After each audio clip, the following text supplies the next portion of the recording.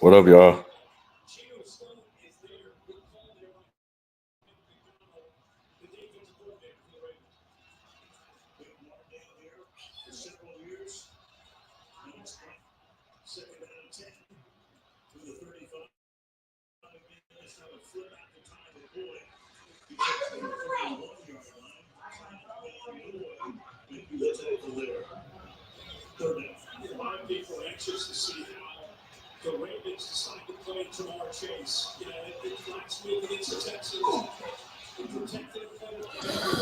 Oh, what up, Andre?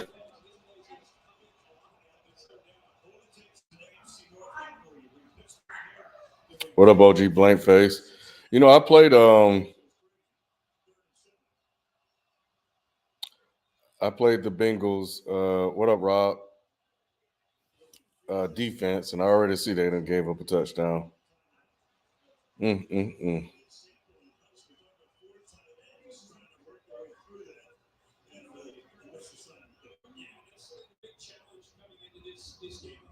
What up, Beans?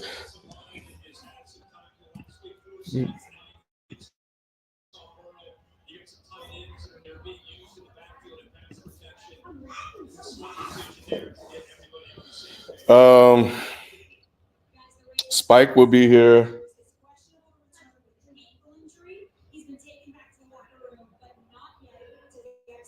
Yeah, Spike will be here in a little bit once he finish up his show. Another week's in the book. I think FIFO will show up. He had called me earlier, and I'm sure Shelton will be on too. So they're probably all just getting situated. Ooh.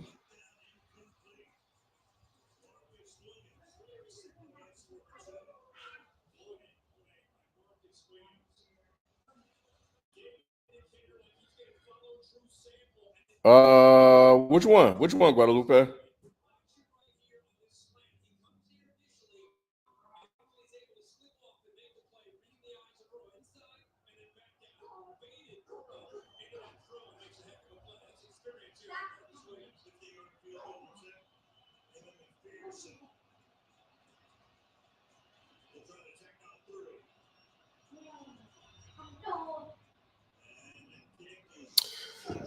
Well, we gotta fix that anyway. So PE should have advanced. I went.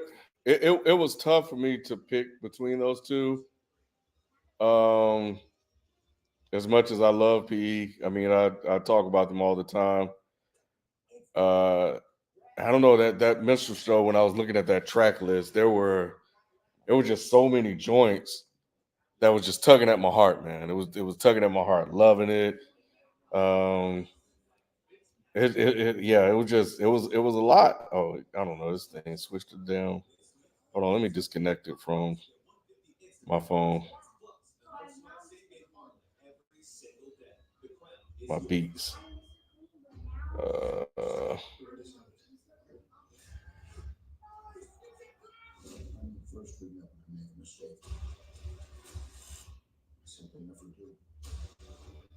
well, it won't let me disconnect.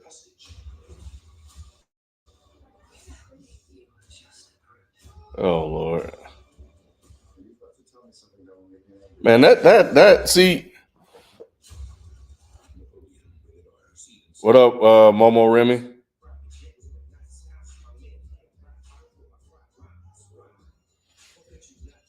I don't know, man. I think that little B, man. I think they had so many joints on there, bro, that I just remembered.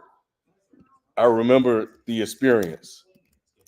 Like if it was the listening, then PE, and I honestly probably could have went either way. I think I just kind of got caught up in the moment when I was looking at slow it. Man, come on, man.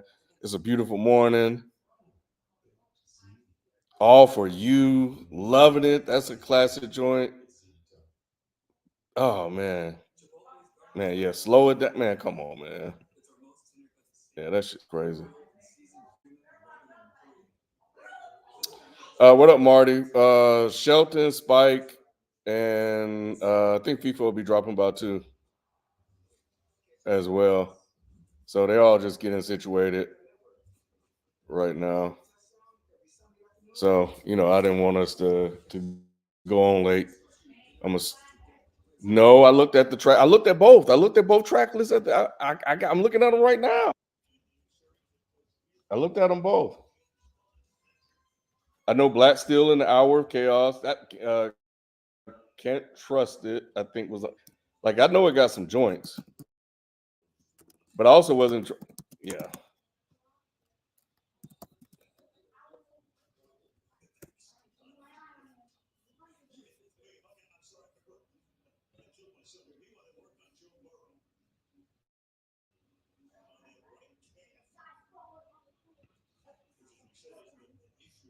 But either way, it should have advanced regardless. Yeah, bring the noise. Don't believe the hype. Don't believe the hype. Show them what you got. Yeah, that's dope. Black Steel an Hour of Chaos. Yeah, I mean, I think they go neck and neck for me.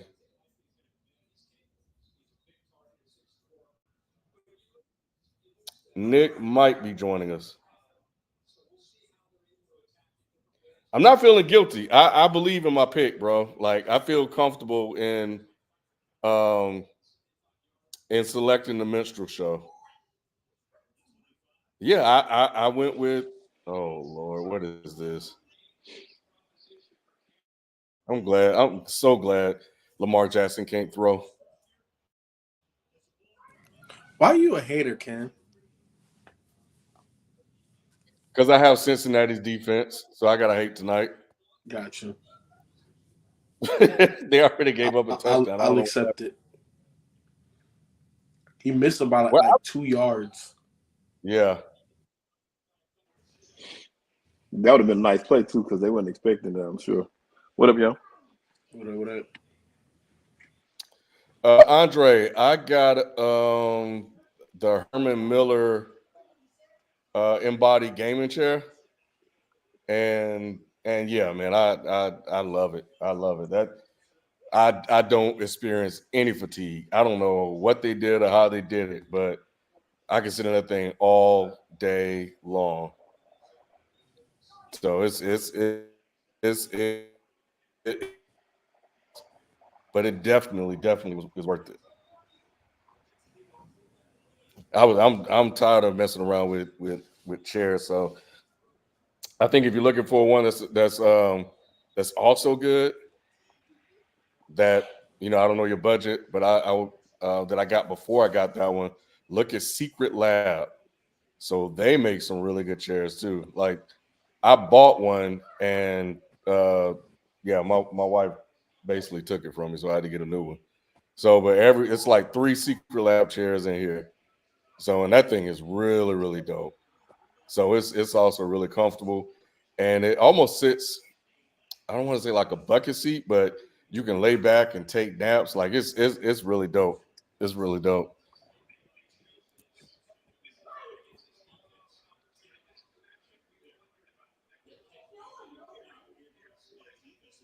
Get him, get him. There we go. Give me these points so I can go ahead and keep this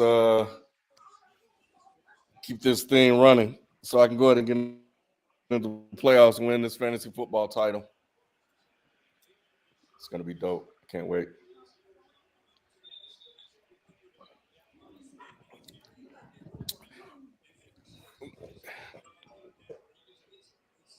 That's not your fault, Lamar, bro. He just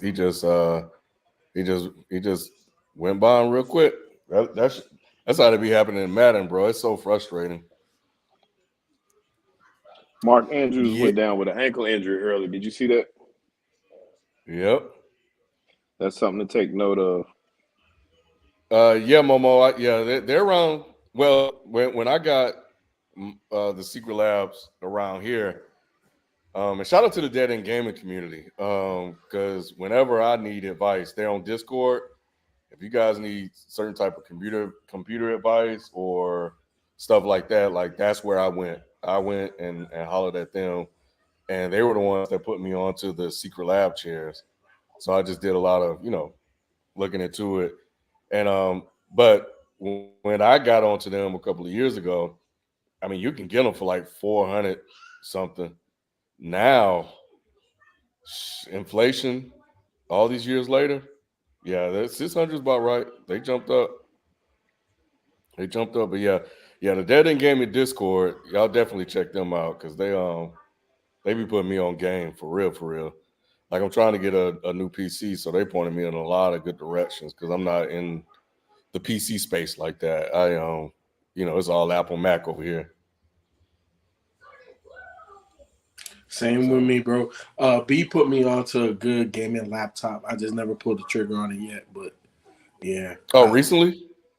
I would say about 6 to 8 months. Oh, if you still have that link, shoot it to me. I got you. I'm gonna check now. It should be in my Amazon favorites.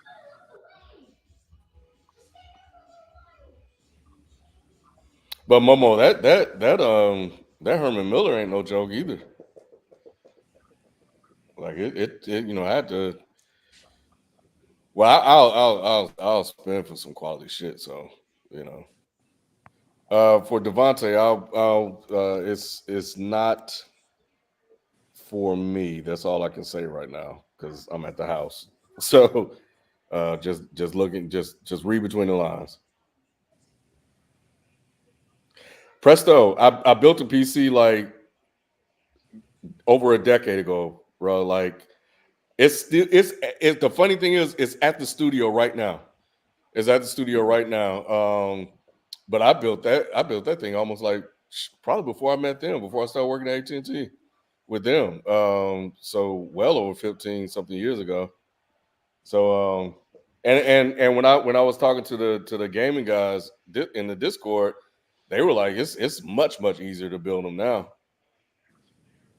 So Kilo Beats.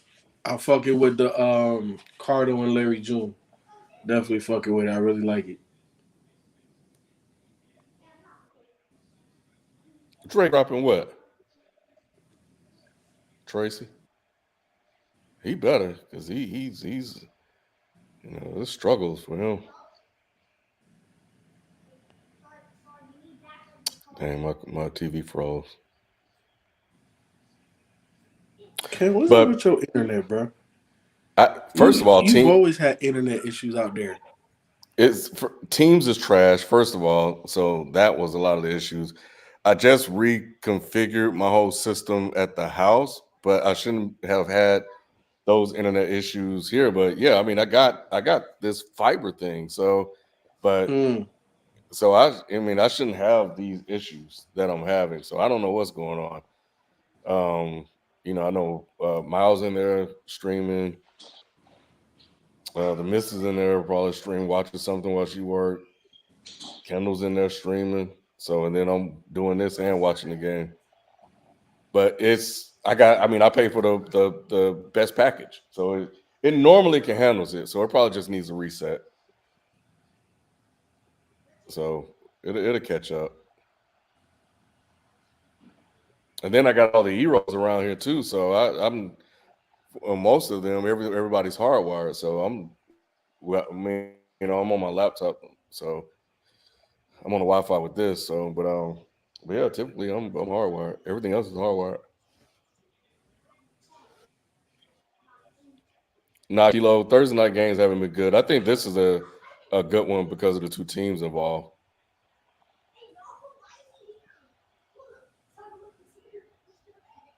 But the crazy thing about dang.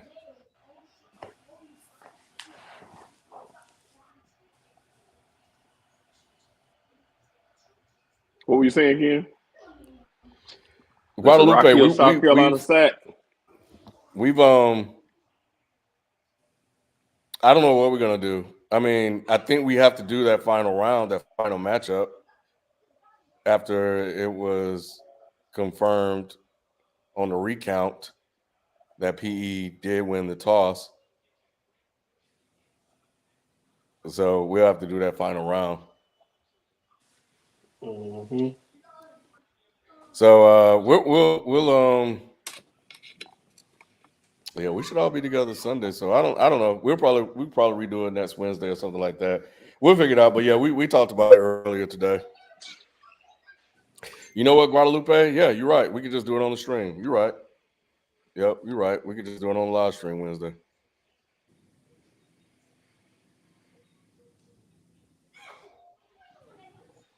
Rob, I had nothing to do with that. I didn't have anything to do with the coin toss, the flipping, or anything like that.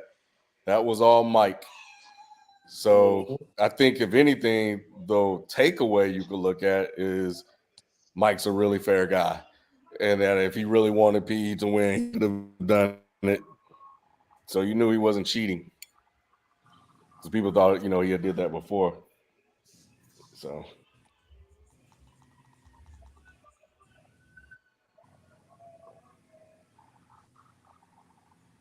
You know what, Ken? I don't know why I can't find it in my list. I have so many lists. And I feel like these apps, like just from a UI perspective, you should be able to search your list. that's actually not a bad idea. Yeah, I know it's in here, but I can't find it. I have like 30 lists, bro. I went through a couple of them. Yeah, I'll hit B, see if he knows. Yeah.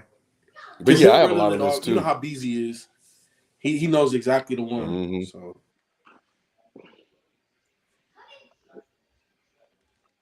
Oh, you know what it is? Let me turn this PS5 off. And my PlayStation's still on too. I'm gonna have to turn that off.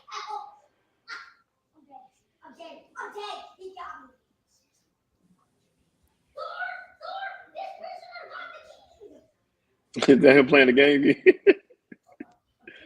Yeah. And I was hoping the Beats Pro would be able to kind of keep some of it out. I know if I had my AirPods, it would help. But yeah, that's them. That's him. That's Miles. It's like fine. that all day, bro. I was enjoying listening to him play. Mm-hmm. It's Modelo. Tony Ant. Yeah, he's about to go to bed anyway. is that your beer choice, Ken? One of. So okay. What's your top three? Be Heineken, Modelo, and there's another one. Bud made this lime. I think it's lime that I really liked.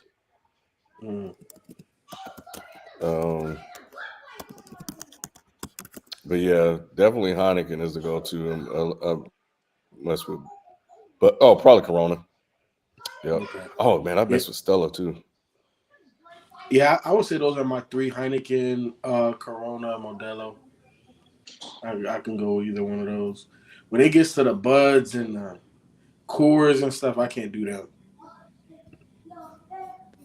Yeah, that's why I typically go with like if they have like a different type of flavor, I'll often try it as long as it's not anything too crazy.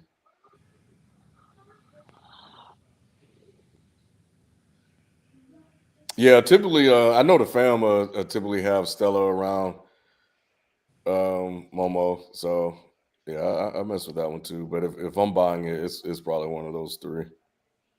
Fat Tire. I haven't heard of that.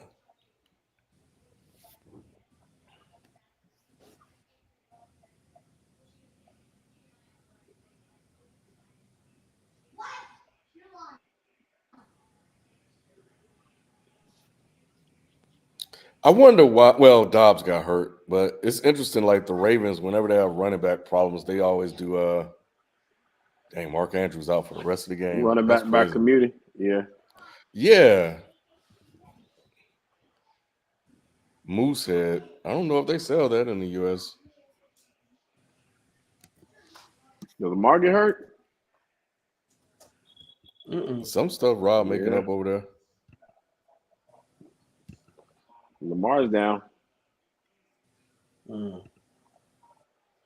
He's getting up.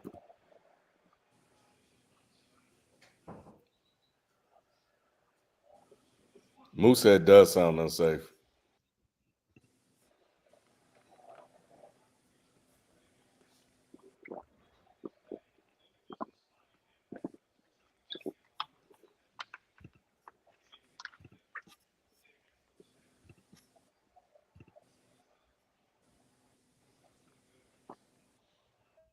Yeah, I don't know why he didn't throw that out. That was stupid. He did. He flipped it ahead. That's what he did. But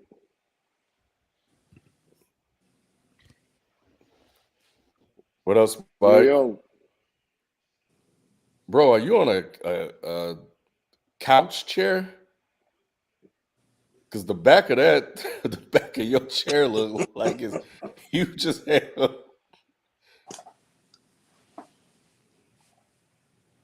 We can't hear you you. on mute? Oh, you're muted. Hold on. Let me unmute you. Well, I can't unmute you. Oh, your mic isn't connected, Spike.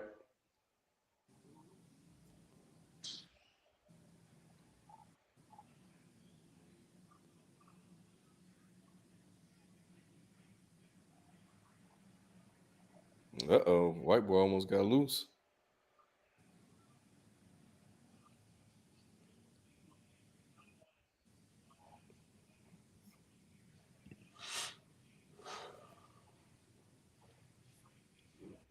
Oh, he went behind the tent. Behind it. Oh, it's bad when you go behind the tent.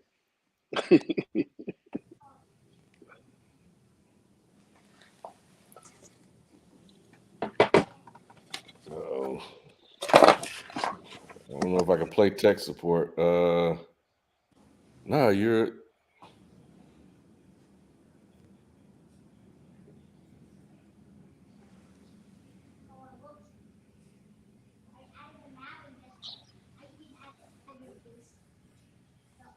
Yo, Ken, you want to try to bring back D365? Yeah, I'm with it. Can you see Spike? Right? Everybody see Spike. Yeah, we can see Spike. Mm-hmm. Yeah, you're Just on the can't hear stream. I don't know. Do you have a mute button on your screen?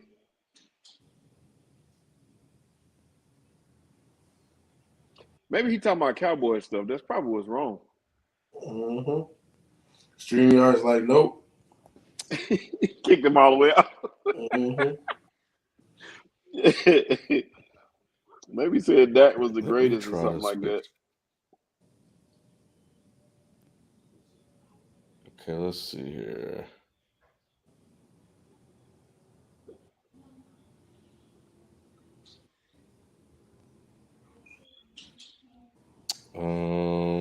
Let's see.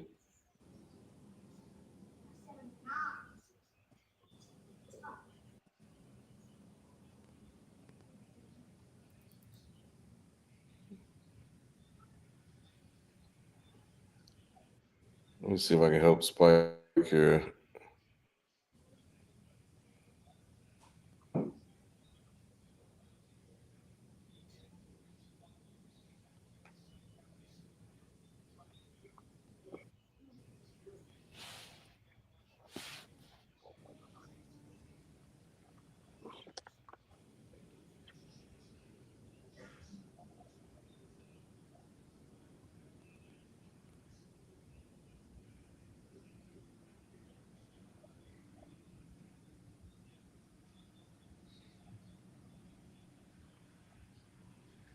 Wow.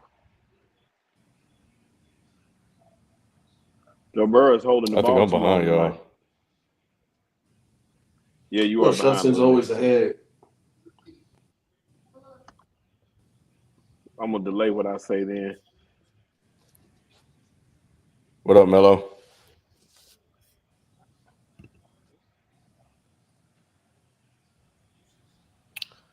me try to switch networks.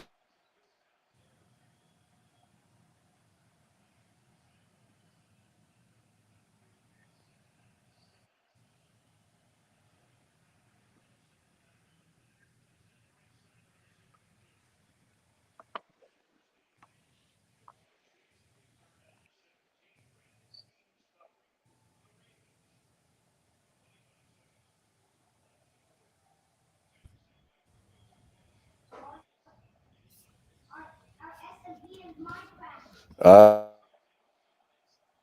think it's What up, good now. Spike? Can y'all Yep. hear me? Now we can Yeah, hear we you. good. Yep. Yeah, just don't be saying that bullshit no more. Whatever you saying, Sheldon had a conspiracy against me. He knew I was coming here to speak bad about these Eagles. He tried to keep me kicked out, man. It was you you, was Sheldon. coming in hot. You were coming in too hot. We had to calm it down a little bit. I was, man. I was coming in really hot. How you fellas doing? Good, man. How you doing this evening? Good. Man, can't complain at all. What you saying about my How was background? how was the show? How was the show? It was good, man. I think you Oh, I really see. gonna like this one. The back of your chair. The back of your chair is like yeah, huge, man. like It a look little like you're blur. I don't know how on to a green big screen ass it. couch. Yeah. It's like I'll take it as a full family couch and then the Spike Lee thing behind it. I'm gonna send you a copy of the show from this week. I think you'll like it. Another week in the books, y'all go check it out if you get a chance. You into stuff that's not necessarily salacious or not necessarily just mainstream media, but just conversations amongst black men. I think you'll love it a lot. He ain't gonna be the guest after the holidays. He coming back on the show.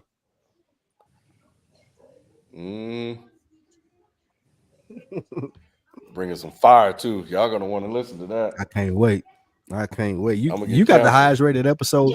You got the highest rated episode that I've had so far. Like the one that you came on had the most views. I got to get FIFA on that though and get him in a box. Get him to say something to him. Now you know. Here's the thing with FIFA and I. We gonna say what we say. Oh, yeah. That's a fact. That's guaranteed, bro. So that's we just deal with whatever happens. So it is whatever what happens it is. after that, it happens. Yep. But Sheldon, you too. I'm gonna get you on too. For sure. I need that whole Backstreet Boys. I need the whole Backstreet Boys. I need the whole thing. We'll never get to talk about it on Dead End Sports, but I need the Backstreet Boys glow up story. Man. Where Nick at? He said he had some stuff to say too. Yeah, that's why I thought he was gonna be here. That's why I was coming in hot because I thought Nick was here. I was gonna cheer him up. He said he'll be here. He said give him to halftime. Oh wow.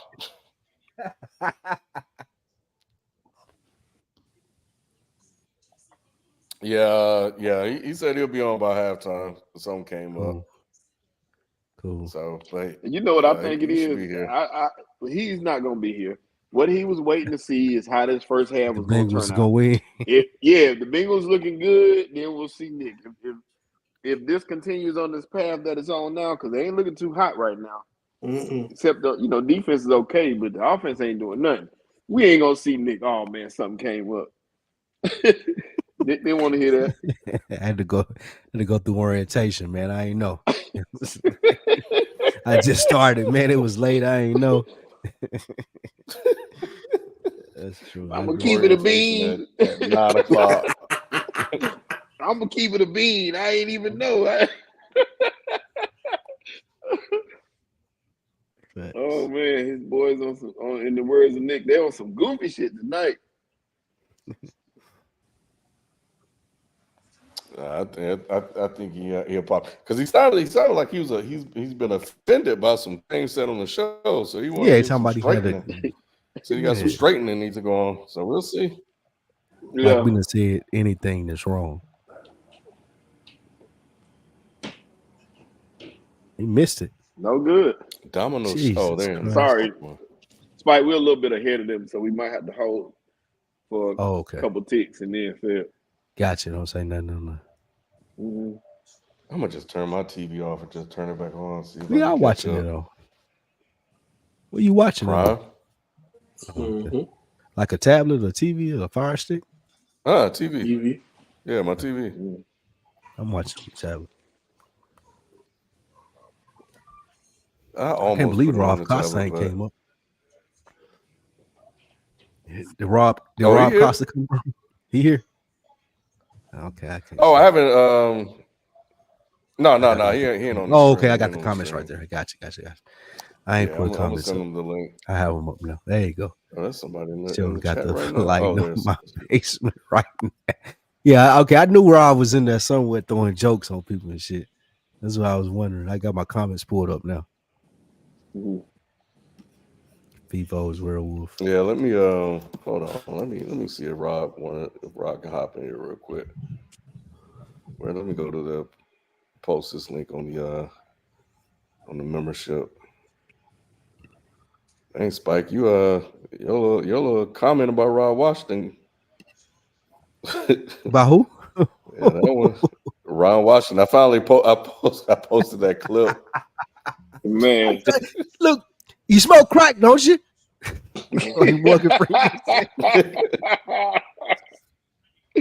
Morgan Freeman said, "Man, get off my dog, man. Ron Washington, my guy now. I ain't knocking it, man. He's a successful crackhead, man. You gotta always commend that, bro. You gotta commend that, man. Crack's a hell of a drug. He bounced back. Am I the only person that remember that? Y'all remember them talking about that though? You are the only person that remember that. I do not remember that. Man. Y'all remember they made that a big thing. Bro, they made that a big thing, Ken. I remember it as part of his past though. Yeah. I'm not look at him and tell he's had a definitely. He definitely hang out on the west side. He hang out on the west side of Atlanta 100%. He been over there. He know what Bankhead all about. he did chill with the legends over there, but I'm not judging him for it. He bounced back. I just remember. The only reason I say that, I just remember when they were about to win the World Series. They were like 2 outs away from winning the World Series.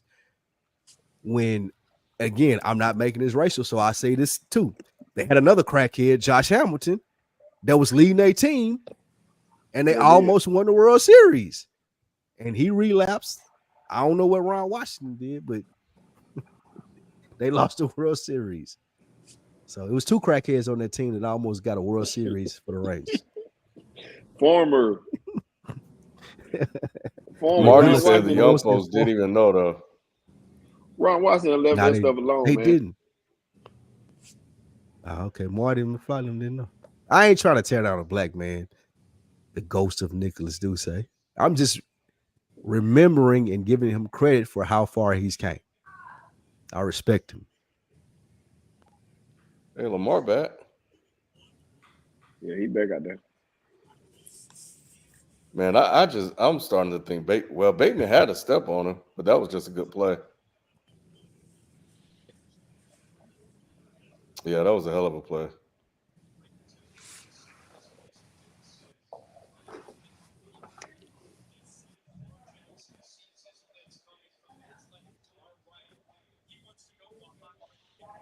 That's a lazy blitz. Lamar's burst is crazy. It looked like all of that was practice mode. What did you see?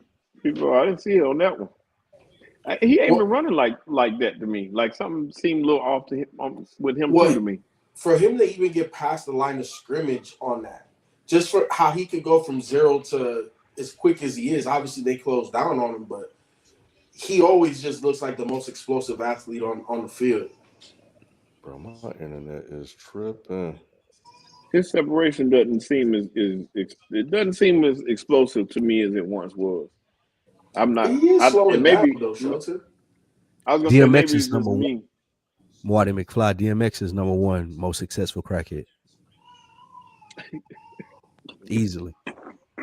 Unless y'all know somebody that I don't. DMX is number 1. The point of it is the most successful crackheads, you don't even know they crackhead.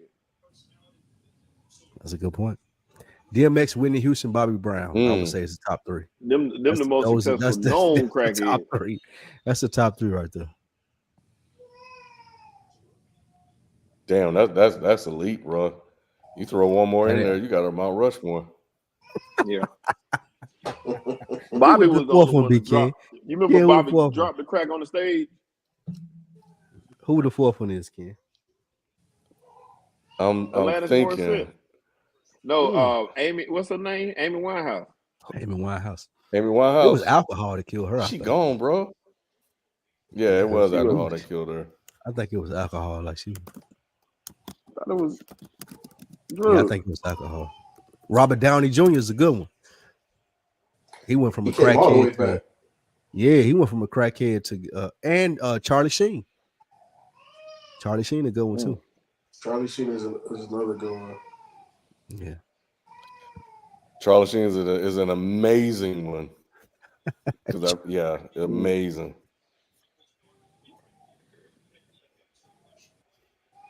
Ricky Williams, he was on that other stuff, but he ain't go all the way out. Williams smoked crack though. It was just weed. Stop. Don't do weed. Yeah, like that. Ricky was on Mary Jane, bro. Ain't nothing wrong with that. It's just weed. My bad. I didn't mean to do that to that. All your favorite athletes smoke weed. I guarantee you.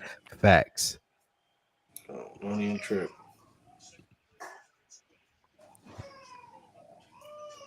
Robert Downey Jr. was on some shit. Yeah. Mm-hmm. But I think his were was his I think he was on drugs. Mm-hmm. Yo, Robert Downey Jr. was always locked in. he was doing the full course meals. He was doing the full course meals. Nah, I got it, Spike. I got it, bro. Who is it? Samuel Jackson. Ooh. That's your Mount Rushmore. Good bro. one. Because he said he was smoking crack doing what was it? The Spike Lee movie with the white dude and the black girl. What's the name of it? He was Jungle Fever. Excuse me, though. Jungle Fever. Yeah, he played a crackhead. He said he was smoking crack then. He said he was smoking crack then. That's how he played the role so well. He played it perfect. There wasn't an act. I smoked the TV, mama. That's the greatest line in movie history. I smoked the TV, mama.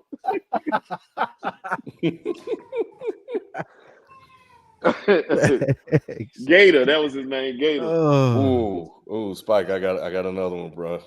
Let's add to the list. Shit, Richard Pryor. Ooh, Richard Pryor set himself on. He definitely and did a whole skit about it. Like on his next comedy special, he did a whole 15 minutes about burning himself up smoking crack. Yeah, he number and that one. was pure cocaine. That wasn't even.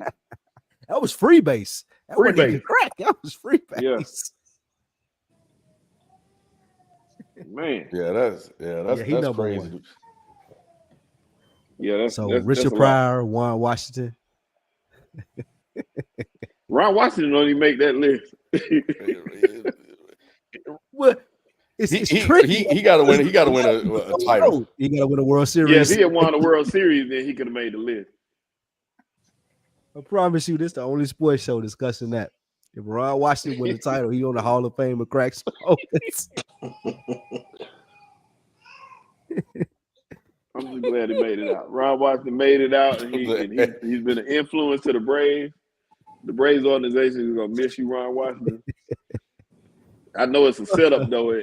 It's a setup though in California with the Angels because they losing their best player. It ain't decided if he leaving yet. Oh, he's in the Hall of Crack. He's gone. Where he gonna go?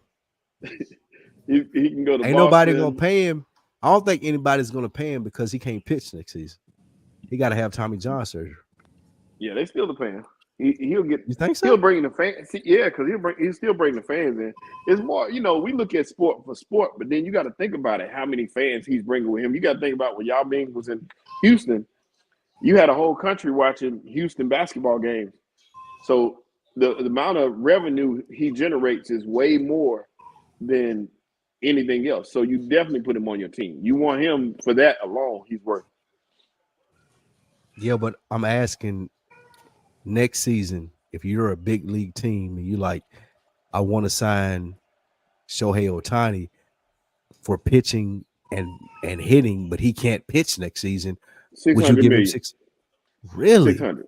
Yes. Ain't nowhere in the Once world. again, you got to look it up. Look how much money he's going to generate. He got to miss a whole season of pitching.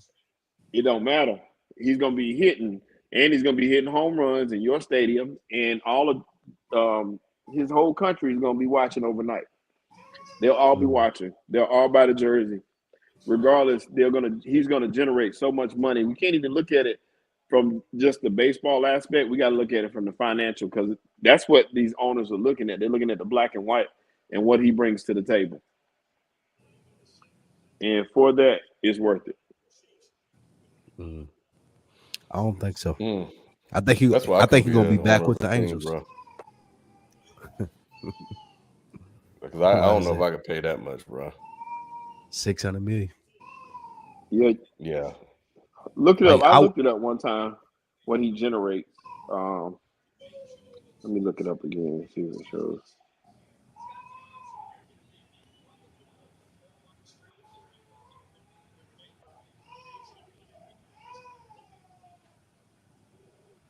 Jerry Jeudy sucks. He does. He does.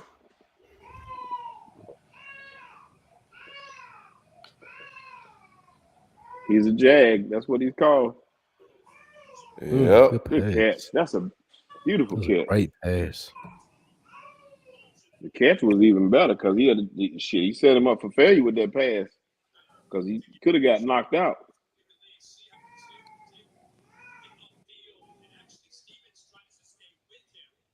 Got him. If that safety was in place, he would have knocked his head off. 60% of the quarterbacks in this league can't make that pass today. As simple as it was. Did you see that pass? It was behind him, though. It was the receiver that did all the work. But it avoided him also from getting killed by being in front of him. A lot of the terrible quarterbacks in the league today would have threw that in front of me or they got killed.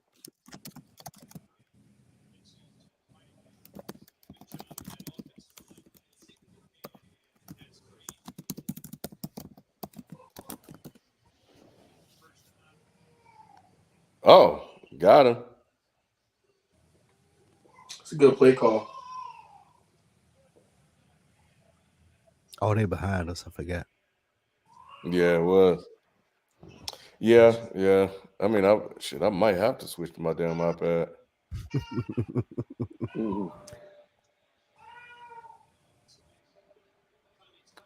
I said FIFO use this time to strategize your Odd Friday playlist.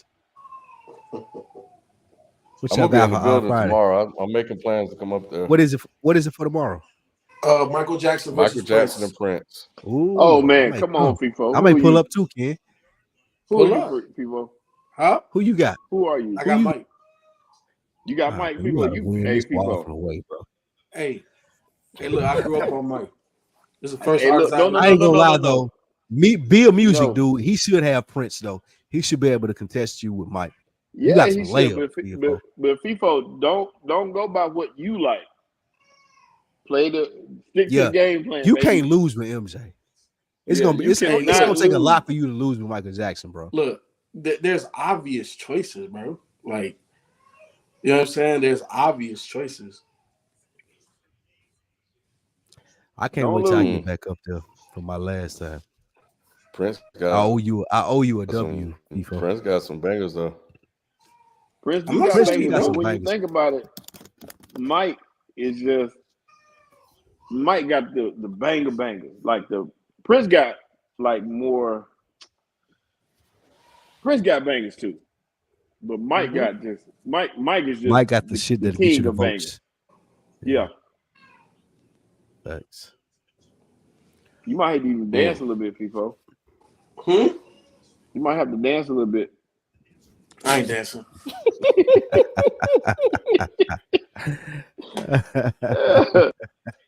He said FIFA gonna play unreleased MJ songs.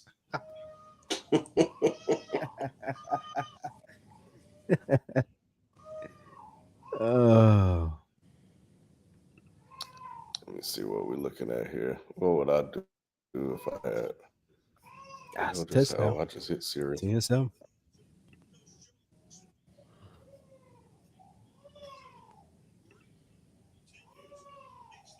Oh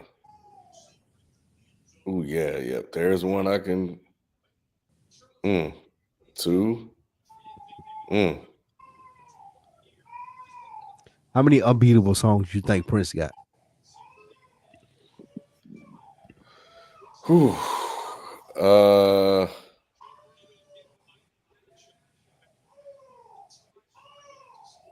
Shit.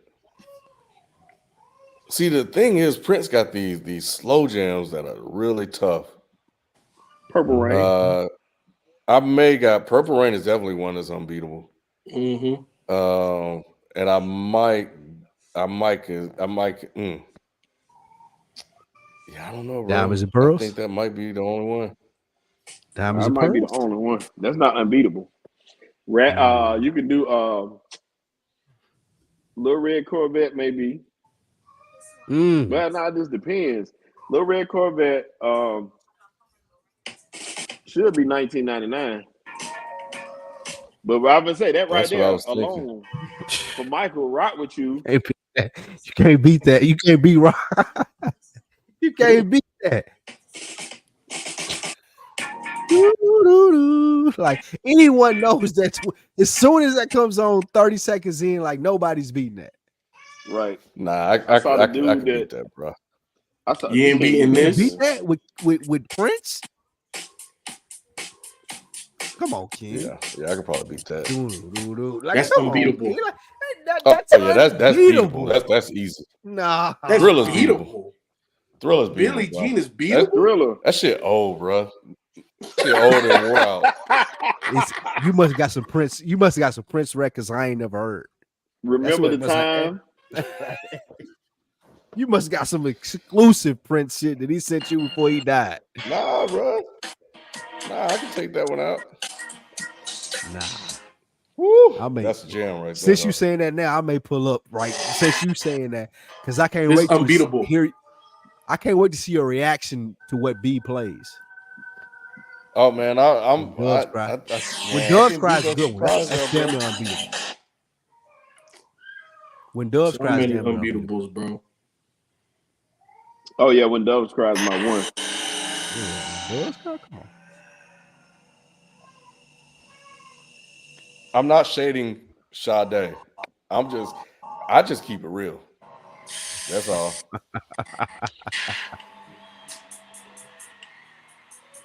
Yeah, I rock. I went on a Sade like deep dive maybe a year or 2 years ago. So I'm definitely deep in the catalog. So, but nah, she you know, she depending on who she matched up with. I might take Anita Baker over Sade, bro. Like, this is unbeatable. I like Anita Baker. Oh yeah, I can take that out. Nah, ain't no way. Yeah, not with Prince. Maybe with Marvin Gaye or Stevie Wonder or somebody. Not with Prince. See, Ken, that's Quincy though. So that's what makes it unstoppable. Rod Temperton and Quincy with Magic. Rod Temperton was a bad boy. Man, that's crazy. I saw with the drummer who did Rock With You, this white guy played the drums. They was like, we need you to do some kind of feel to start it. And he did that one that he did. He was like, man, I ain't know what else to do. People going through his playlist over there. He's trying to test the waters out. People cheating, man. Bro. He cheating. Come on, man. It's Michael Jackson, bro. It's Michael Jackson. What you mean? It is easy, but you got to play it should slick be two artists. It should be Prince and someone else against Michael Jackson, to be honest. Like, B should be able to be, he should be able to have Prince and Stevie Wonder, Prince and Marvin Gaye, or Prince and someone else. Like, ain't no way you beat Michael Jackson. You know who I would want to see? To be honest, FIFO, that should be like 13. How many rounds is it? 13. Yeah, it should be 13. Hell, Michael Jackson, King. That should be 13-0. Rob, you're right. He got Jackson. Hey, look. Play. Yeah. First of all, 13 and below, like I would go all the way back to that, trouble bro. Anyway. So how about we start flowers? There you go, kid. How about we start? Y'all gotta change to 18, FIFO. Y'all gotta change. The playlist is 18 and all. Y'all gotta do it 18 plus. It's coming back. Mike hoping he win 7-6.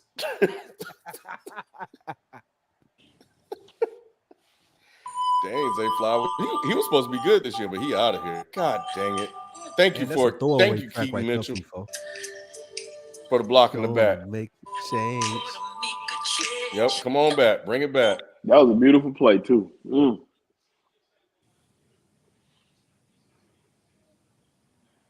Oh, is Odell Beckham? Odell back on the field? Cheating. Where's the holding? He held. That was not holding, bro. He held. That was different. Yeah, Come on, people man. are trying to get this playlist. People are trying to test this playlist out on the stream.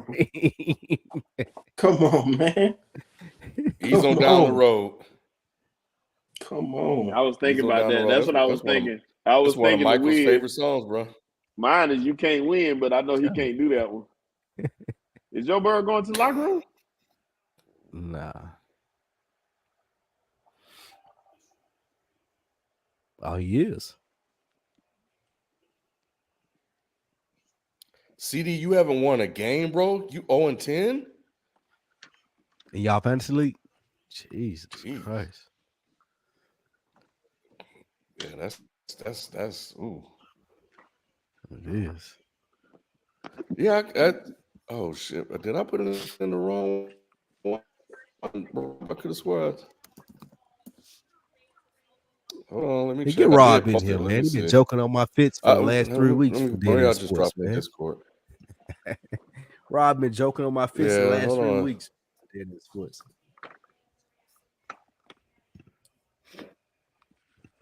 What's wrong with Joe Burrow? Dang, Joe B.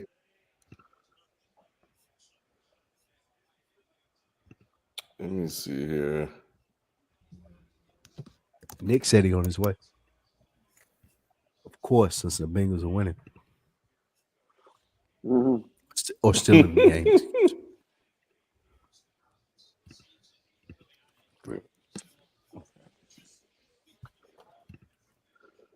Check it out, Rob.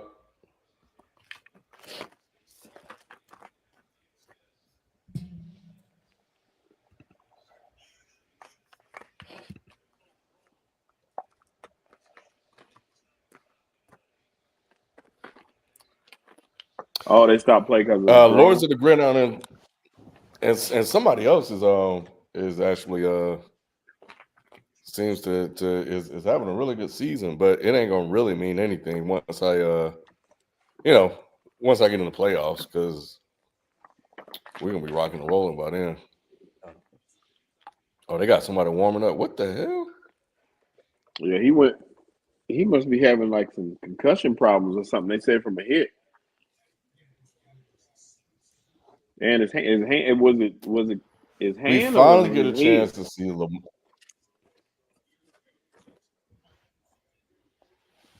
Bro, that would be terrible if Burrow is out on Thursday Night Football. You get two elite quarterbacks going toe to toe, and one's already out, and Lamar almost went out too.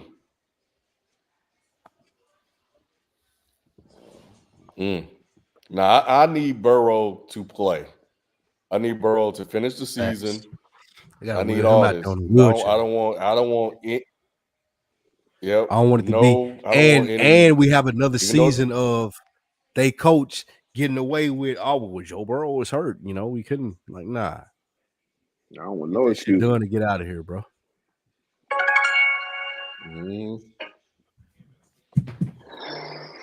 I don't want no excuses.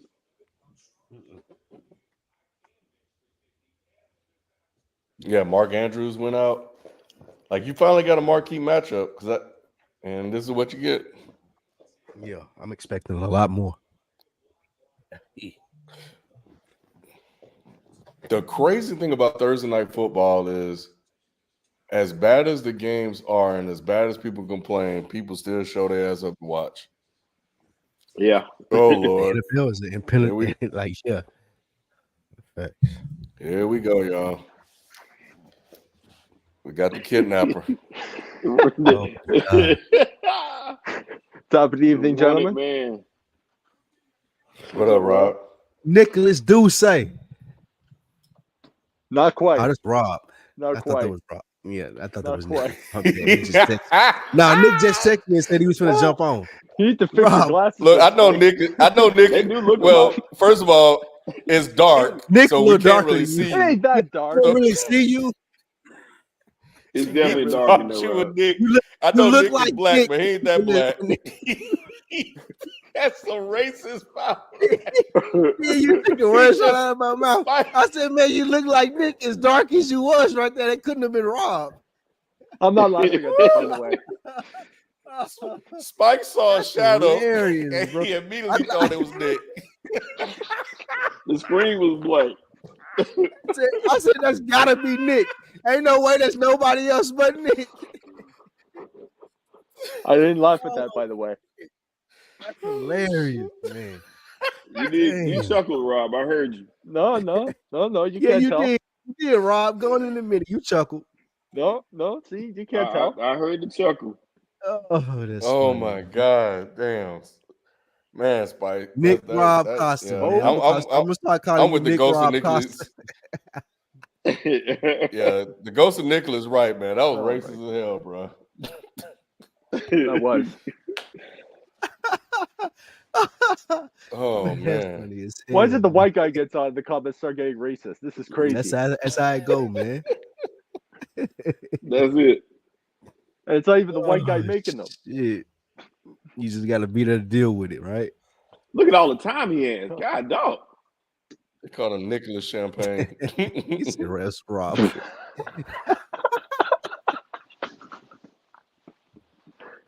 FIFO's werewolf. Yeah, we saw that news about Diddy, about Jesus. Doo-Wah Diddy. That is a lot of time. Jesus Christ. That news about And he Paul's still daddy. gets that. Paul's daddy. Yeah, that's damn, Diddy. Diddy did a biggie. He did a big. Yeah. Yeah. Damn. You definitely did a Oh big. my God. Oh, you guys are behind me. I gotta remember. You guys are behind. Yeah. What are you watching on, Rob? I'm watching on a Canadian network, so we get it on time. Spike trying to get people caught up, bro. I'm wondering, It's only on one thing, bro. It's on Amazon Prime. On Amazon. Where else is it? I watch it on PSN. Fire stick with it on there. I ain't know where people were watching it. Spike gonna have the feds at your door for stealing cable. You get a Ooh, his letter. hand is messed up, bro. Y'all see that? Oh. Yeah. And I guess it's on Twitch. That's too. what I Rob haven't was tried talking about. Twitch. Oh, okay. But there's I another see flag, it. though. Oh, man. what the hell? I'm gonna switch to Twitch during a commercial. Oh, if this touchdown doesn't stand, I'm gonna be pissed. I got Thanks, Lamar Rob. on my fantasy team. Oh, shit. My Thanks, bad. Rob. My Appreciate bad.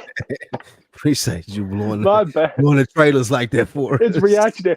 Bro, I've been Nah, so pissed.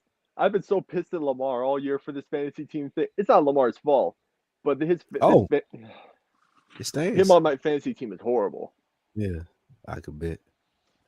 I thought he played good through the first three quarters. Everybody got lucky with me this year, Rob. I saw your comment. They lucky because let me tell you, let me explain. I've been on Prize Picks heavy, bro. You are the champ and you're 0-10. How's that work? Because I've been checking my Prize Picks, bro. You All didn't I've win been a caring game about is yet? Prize Picks. He hasn't won a game yet. He's about to lose another one. He's going All I against be me on this is week. Prize Picks, bro. I don't even be looking at nothing else. How that happened? Oh Shorty? yeah. How you go? Spike, you know what it is? Yeah. Tell me. Spike, you understand me? No, I don't.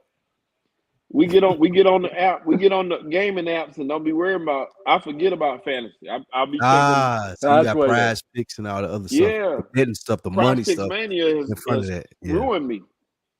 Yeah, I get what you're saying. Shelton, that comment like your head is all cap.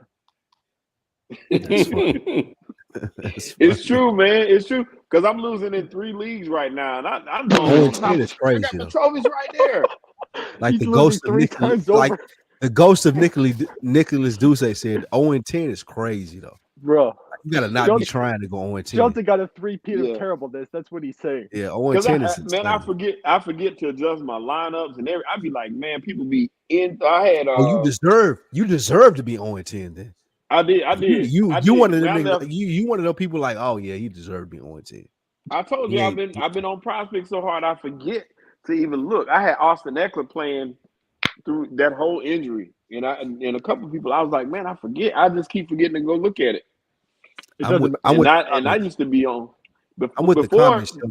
You gotta try to be 0-10. Like you ain't even like you're not even trying to win. You trying to lose. Nah, bro. No. I promise you. To be fair, I'm losing. Oh my God. I am losing.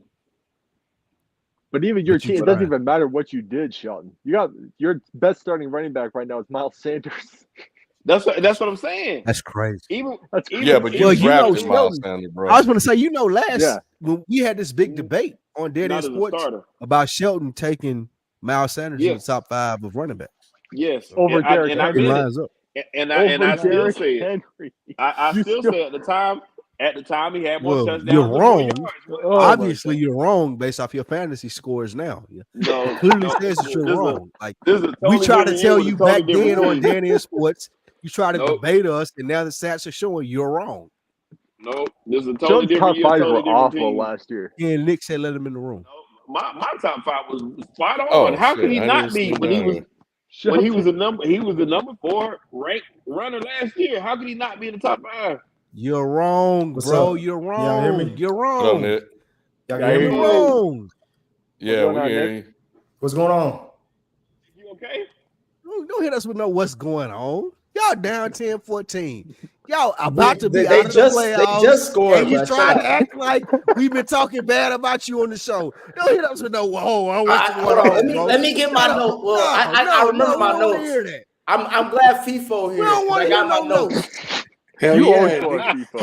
There's no way I was gonna miss this, bro. You being back on the show. I had to get my notes back right in time too. Y'all playing this, didn't you? Nah, I don't know. You know, FIFO, he got his own schedule.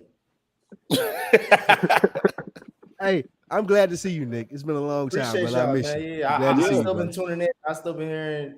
Y'all, there's no Leroy in the room no more. I can see that. Y'all been letting FIFO say whatever the hell you want to say. Shit. That's Spike. I'm just the host. That's Spike. We're gonna give you the flow. Go ahead and isolate. Go ahead. He think he's the Ahmad Rashad. He think this is what's that? What's the Ahmad Rashad show came back in the day? What was it called? It was some shit. He think he know everything. Nah. We're not letting that go. But I did come at an interesting time because Burrow's hurt now. I guess he went to the locker room. I don't know what the That's why I asked you if you was okay. I was drinking earlier. I got to keep drinking now. I got Jameson in the freezer now. I got to pull it out. I would say because your season was about to be down to 2. Jameson. You don't know that yet. Don't say that. Better get that Jameson out of this game. Hey, this ain't Carolina now. Don't try to put us in that box. Hey.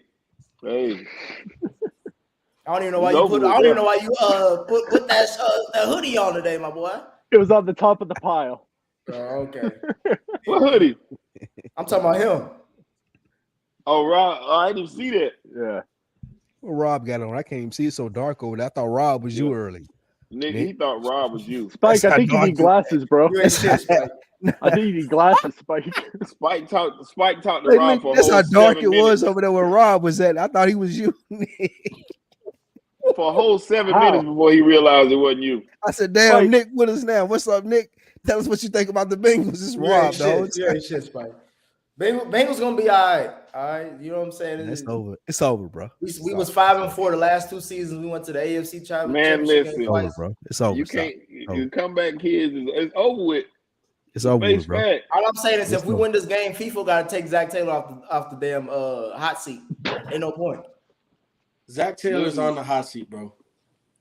Stop shooting bail for guys that there's no shooting bail. He went to. He's been to 2 AFC Championship games. What's bail for that?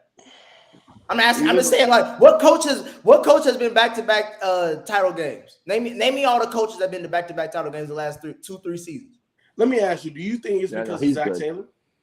It has nothing. It has nothing to do with what you're about to say. I'm just asking you a question. Exactly, it has nothing to do with Zach Taylor. It has absolutely nothing to do with Zach Taylor. How does it not? If Zach Taylor, I'm saying Nick is the DJ Envy of dead in sports. No, I'm asking this question because when we talk about Kyle Shanahan, we don't say none of this same shit. You know why we don't say none of the same shit? Why is that? Is because you see the genius in the scheme when guys are missing.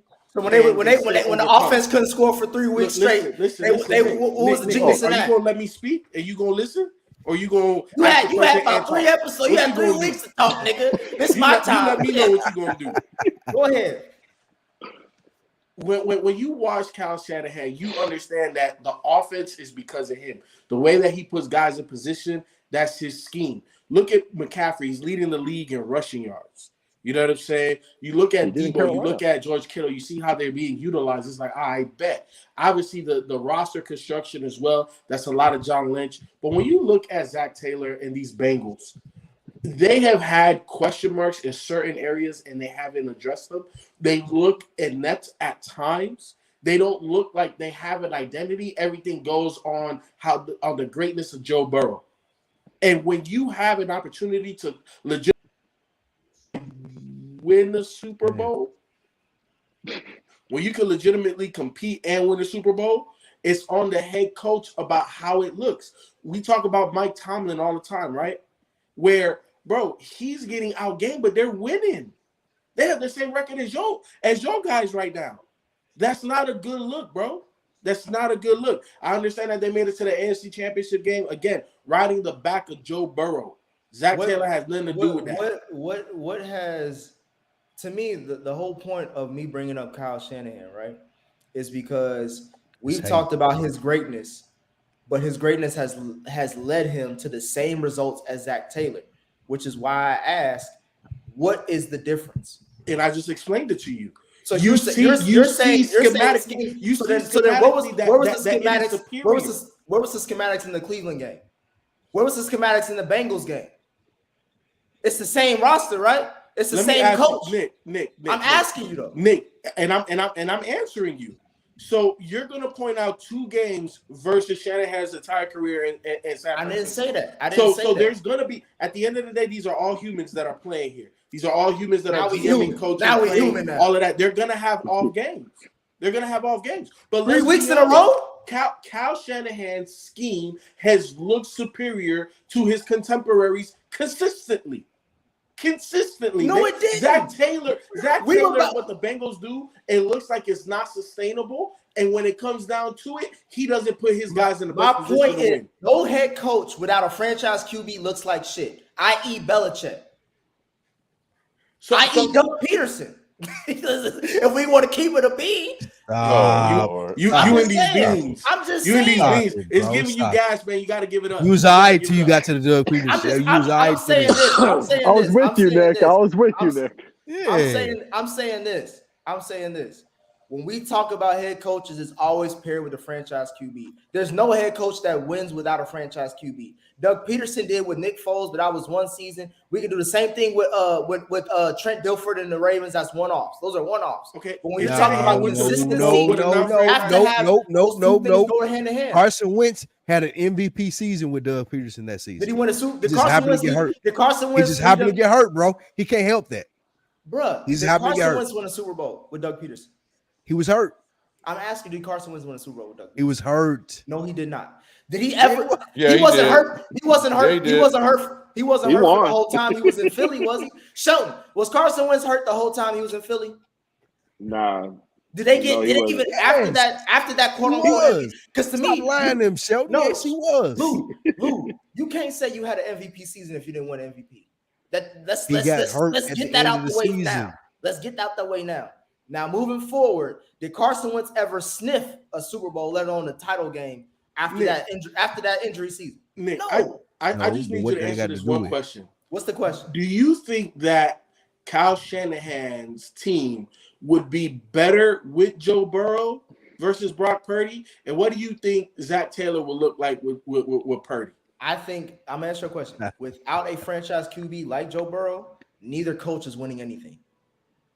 I don't think Brock Purdy is a franchise QB. I told you about that because I argued about that with you early in the season when you was gaudy about Brock Purdy better than Tua. And then I was like, bruh, we've seen this so many years before. We always get convinced that Kyle Shanahan can coach any bumfuck in the NFL to get to a Super Bowl and win one, but he's never done it. We saw it with Jimmy G, we're seeing it with Brock Purdy, and we're probably gonna see it with somebody else because he's good enough to get you there, but he's not good enough to get you over the hump because he does not have a franchise QB. I told y'all, why are we not questioning this man after he spent all that draft capital to get Trey Lance, and he did not do shit with him, let alone he traded him. It's not his and fault, then though. we were with 3-4 weeks in a row fault. where Brock Purdy didn't look like shit. He looked like an average 7th round QB, and y'all didn't say nothing. I was the only one saying, this is what I'm talking about. You need a franchise QB. There's no, and Ken even, I think, kind of agree with me too. There's no head coach that's going to win the title without a franchise QB. You need to have that talent on that side of the ball. So when you asking me, is Zach Taylor on the hot seat because of, no, he's not. Because in his track record, the last 3 seasons, he's been at least two back-to-back. What is it? What is it that Zach Taylor brings to the table? Consistency. Nothing. Mediocrity. How is it? Mediocrity. What's a title game when it is that's mediocre? No, answer the question though. Like consistency is not that tangible. Like consistency. What the fuck is we talking about? Consistency is tangible. What does that mean? To that. What is it that Zach Taylor brings to the table? Hold on. The only thing, Nick, is you moving the goalposts because when Shanahan, we talk about Shanahan making the Super Bowls, you said because he didn't win them. Hold on. You that's said an indictment on him. Hold on, Sheldon. You said Super Bowls. Is that plural or are you talking about Super Bowl? Because like I said, he did the same shit that Zach Taylor has done in the last 3 seasons. He's been to 2 title games, 1 Super Bowl, lost the Super Bowl and lost the other title game. So then how is he in a He went to the Super Bowl with the Falcons too, though. And how did that end, Lou? Tell me that. I'm just saying you trying to compare Zach Taylor to him. It ain't the same thing. I agree with my you. niggas give credit for making it to the Super Bowl with it ain't the same thing as Zach Taylor. That's all I'm saying. All I'm saying is not the same thing as Zach Taylor. Lou, I'm asking Kyle Shanahan is much more successful than he is. No, I'm asking you, was the Super Bowl that Kyle Shanahan went with as the OC of the Falcons in that year, was that a epic loss? Or was that is that something that you want to tip your hat for Kyle Shanahan? Is that something I'm just saying Kyle Shanahan made the Falcons relevant. Let me ask you this question. He got the Falcons to the city of Atlanta gonna look at Kyle Shanahan with any glowing eyes? Who? The city of Atlanta. Are they looking at Kyle Shanahan with glowing eyes? They don't even know what the fuck is we talking about? He's a joke. He's a meme. How are you up 28? How are you up 28-3 and you don't close? Y'all just told me. Okay, wait. I had 3 weeks to talk. How does that compare to y'all coach in Cincinnati? No, Luke. Huh? Your coach in Cincinnati has never even been in the position that Kyle Shanahan is in. In what way? Right? Being up 28-3 in a Super Bowl. So he ain't even never had. He's never even had the opportunity to be like, okay, I'm that good. You're giving credit to a loss. That's what you want to do. That's a moral victory. I'm giving credit to accomplishments. So you're telling me that being up 28-3 and losing that game. I'm saying that your coach that you're saying that doesn't deserve to be fired has never been in that position, and that's a more successful position. And this is why I go back to this is why I come at Mike Tomlin the way I do, based off this goofy ass shit that y'all say. Y'all are telling me that a man who's been to 2 title games back to back and is starting off rocky this season should be on a hot seat than a coach that hasn't been to the playoffs in 2 seasons is looking good this season. But like Ken said in the chat, and I'm sorry to expose you, you said this team ain't looking like shit when it really come down to it. So in 2, possibly 3 seasons where they're not going to make the playoffs or basically be bounced around in the first round, he's a better coach than a guy who's been to two title games, 1 Super Bowl. Get the fuck out of here. Y'all not making sense. Nick, let me ask you something. Let me ask you another question because you don't like to answer my questions. They might be a little too direct. What's the difference between Brandon Staley and Zach Taylor? What's the difference? A Super Bowl appearance and 2 title games. And more playoff wins than the last 2 years than probably anybody in the whole AFC North. But he brings the same thing that Brandon Staley does to the table. How is that? They're not the Bengals don't win because Zach Taylor is an amazing coach and has an amazing scheme or any one of those things. They win because Joe Burrow is that guy. So what? Name me a coach that doesn't win outside of Kyle, based off what you're saying, Kyle Shanahan, that wins based off of his scheme and not the quarterback.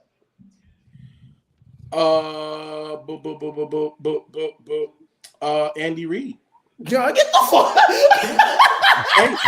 hey, look. All right.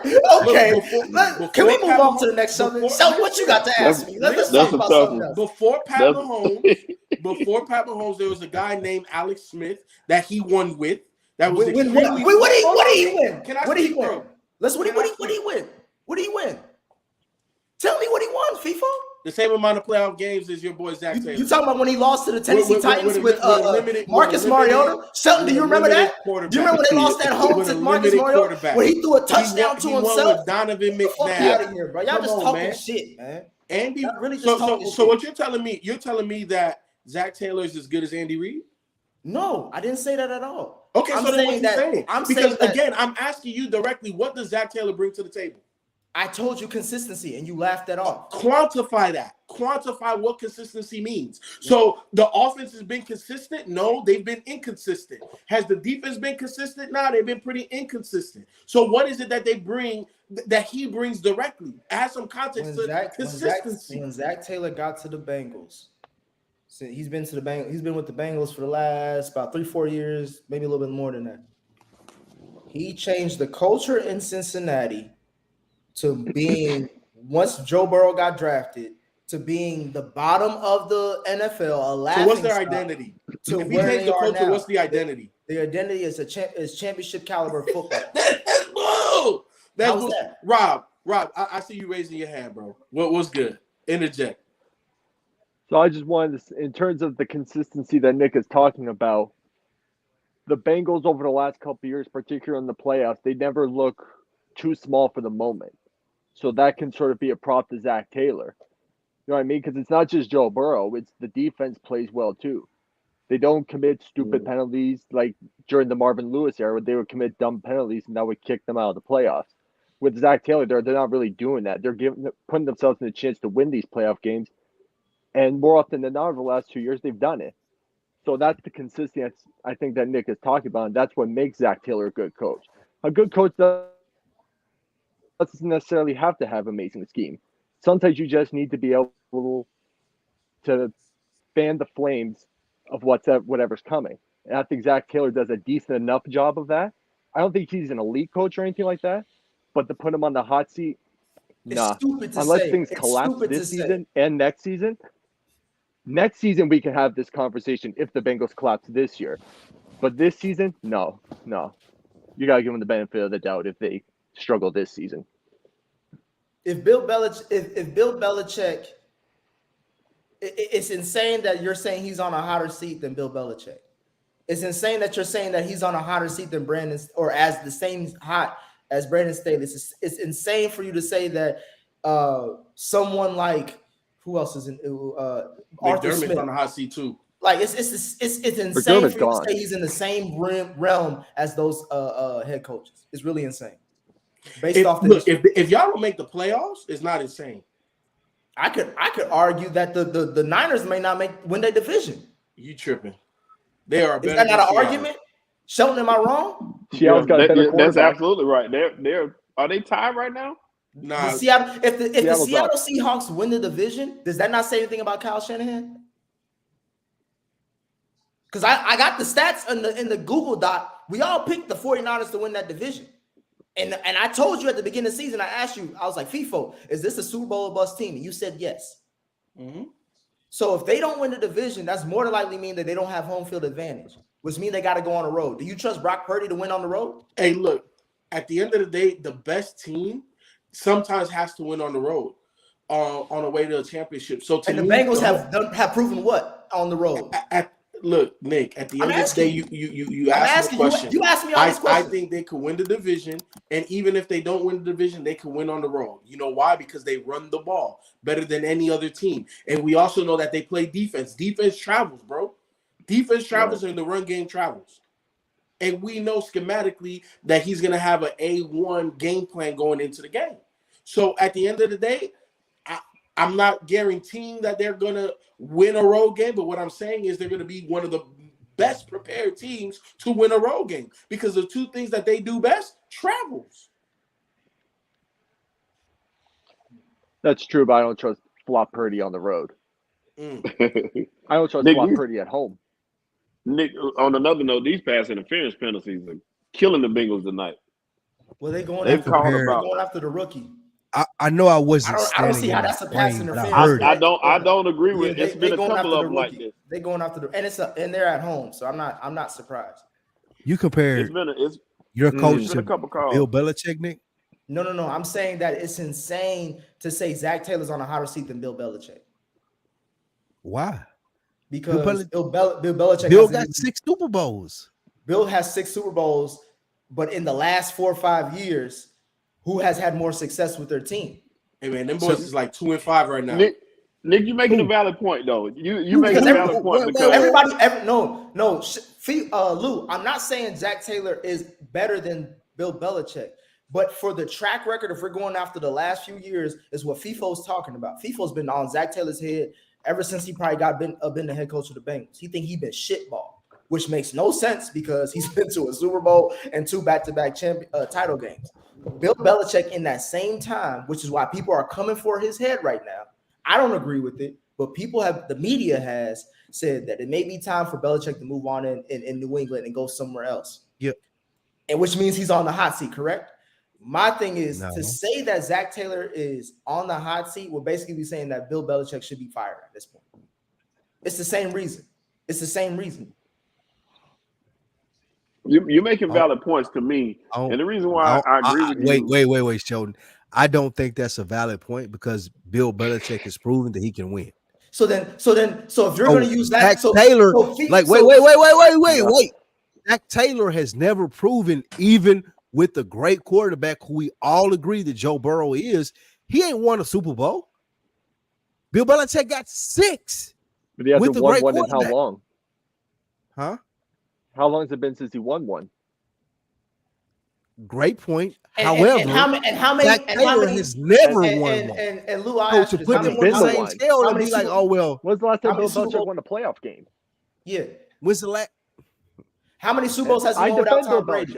And I defend Bill Belichick, but I'm just saying we're having a conversation here. Bill Belichick and Zach Taylor in the same conversation to say in terms of the hotness of their seat. Nick's not saying he's a better coach. He's saying that Bill Belichick how would Belichick's seat be that much hotter than Zach Taylor's? He's had way more all struggle. Belichick needs is a quarterback. He's proven that. I agree with that. He's shown that if I have a good quarterback, I can go to the Super Bowl 6 times out of 10 and win. I agree. He's proven that. I agree. But how long has that been? And you can argue because Belichick is when's the last GM time he had a good quarterback? Zach Taylor has a good quarterback. That's what I'm saying. I understand that. Zach Taylor has the quarterback that Bill Belichick wants. If Bill Belichick had the quarterback that Zach Taylor had, he would be winning football games. We wouldn't even be having this conversation. Nick, I don't want to speak. That's to you. my point. Sure you don't disagree we wouldn't even be having this conversation if Joe Burrow played for the Patriots. They would still be winning Super Bowl. You're going with my point then, Lou. The whole point that I said, this a whole argument that I have with FIFO is that what head coach without a franchise QB has won a Super Bowl? Name me all 5 of them because I think you're only going to stop at 2 or 3. John so that's the whole point. If you don't have a franchise QB, you ain't winning shit. John Gruden. Which is why Kyle Shanahan has been on my list as far as this nigga has been trying to fool y'all thinking that he can win without one. And he ain't done shit. So bottom line, that's where I'm with think Nick. Zach Taylor is a better coach than Kyle Shanahan? Yes or no? No.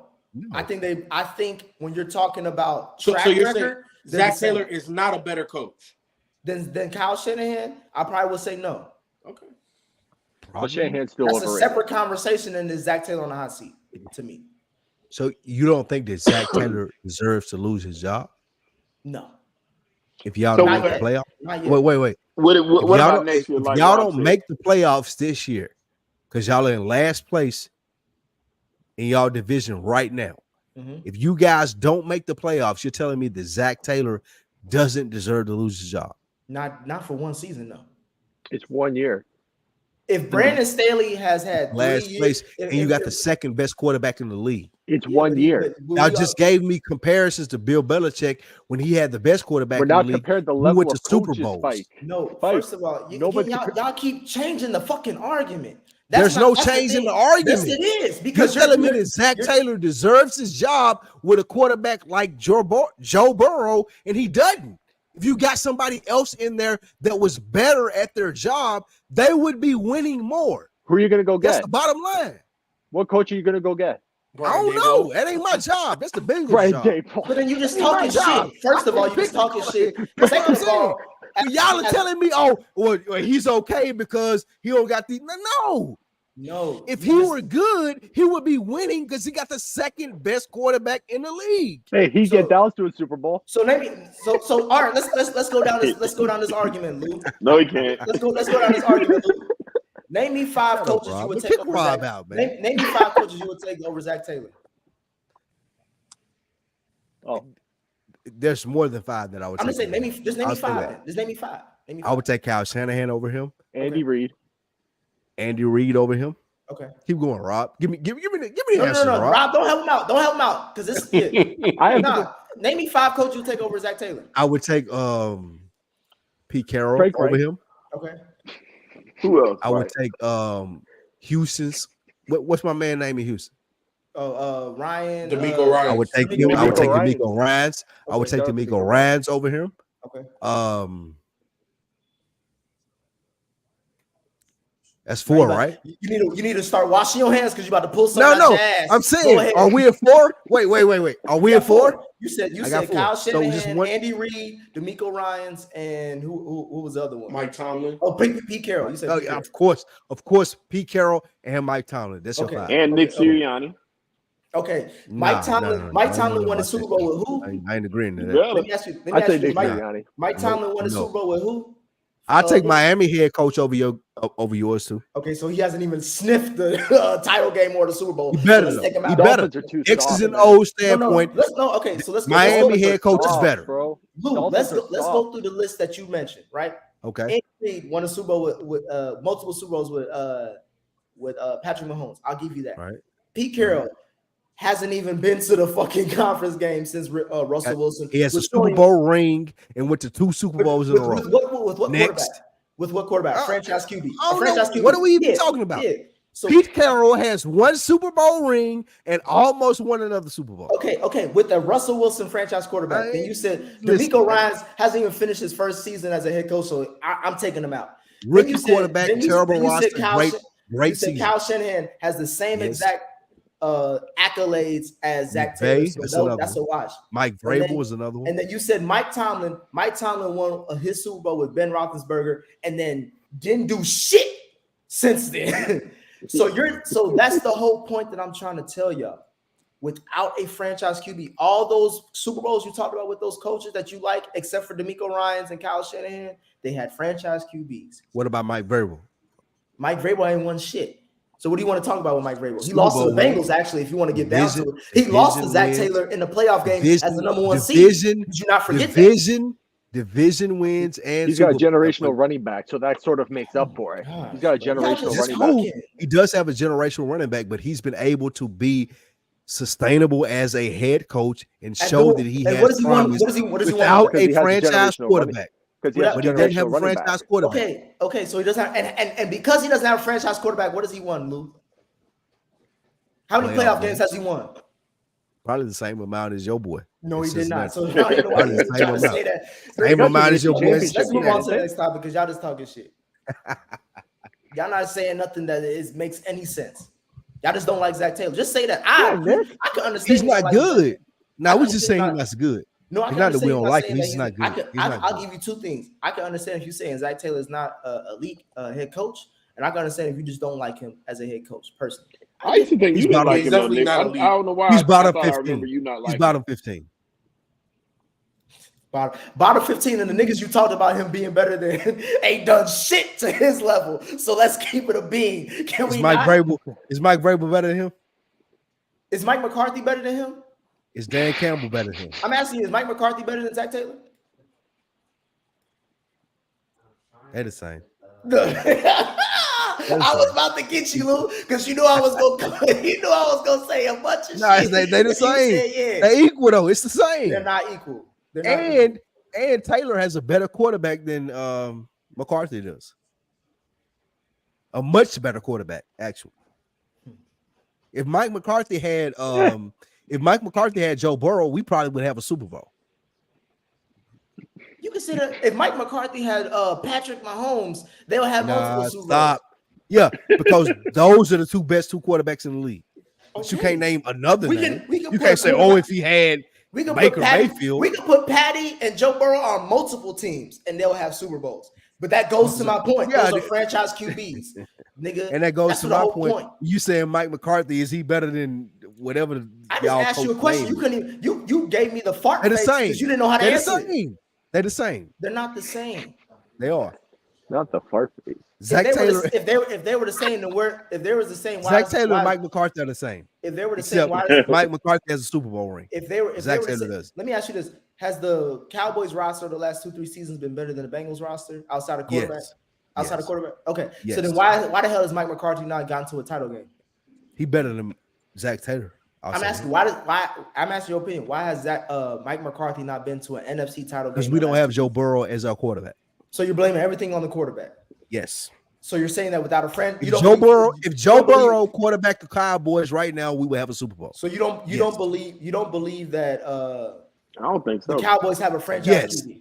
I don't care what you think, Sheldon. Yes. If Joe Burrow was the quarterback for the Cowboys, they would have a Super Bowl within the last 3 years. So you don't believe that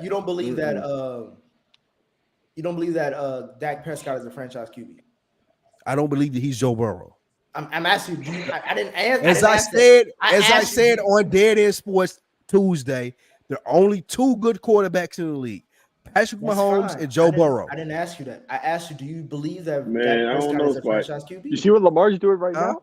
Do you believe that Dak Prescott? There are only two good quarterbacks in the league: Patrick Mahomes and Joe Burrow. That's your answer, folks. Yes, that's my answer. Ken, what's your opinion? Ken, about what? Ken on TikTok. I'm not on TikTok. Ken's watching The Idol. Yeah, he watching old movies on TikTok and stuff. He's watching looking at the latest Keith Lee review. He's pre-saving the Drake album.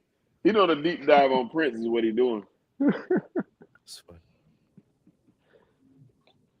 But yeah, I see what both sides. Hey, let me ask y'all something though. Seriously about Joe Burrow. How many games has he won this year without T. Higgins? Is T that big of a difference to you, Nick? Because it don't look the same when T ain't out there. I'm not gonna say T. Higgins is that much of a difference. I think it's more so the last game with the Texans, because he's won without T. Higgins. I don't think Higgins was in that Arizona game that that Jamar Chase went off when he was talking about being 7-11. I think he was out that game too. But my thing is more of sometimes the scheme, we need to run the ball more. Like I don't think we need to be as pass heavy as we always been, especially 100%. During that final drive during the Texas game where that Tyler Boyd dropped that touchdown pass. We should have been running the ball more in that final drive than passing. Sometimes we get too happy with the passing because we have Joe Burrow. But as you can see right now, since Joe Burrow's probably out for the rest of this game because of his wrist or whatever, he can't grip the ball. Yeah, it's not looking good for us this season. Not to say that the season is over with, because we're not mathematically eliminated. But if we lose this game, it's going to be extremely difficult to make. Like we have to win out. We basically have to win out. And what's y'all record against the Steelers? Are y'all 0-1? You haven't played the Steelers. No, we haven't played them yet. It's all second half. Yeah, we haven't played. So you have to sweep the Steelers. We gotta sweep everybody. We gotta. Yeah, you gotta win. You gotta pretty much win out. We gotta go 7-1 because we gotta get at least to 10-11 wins to get to the playoffs. There's 3 wild card teams, right? Yeah, it's 3 wild card. Yeah. So Cleveland, Pittsburgh probably be in there. Who's that third team? No, Cleveland's going. Watson's out. Cleveland ain't going to win shit moving forward. Watson hasn't done anything all year. No, Watson's been 5-1 when he's been in. Outside of that, they have a losing record when he's not playing. Yeah, they're going with Dorian Thompson-Robinson, and he struggled in the game that he played. I don't know why they wouldn't go back to get PJ.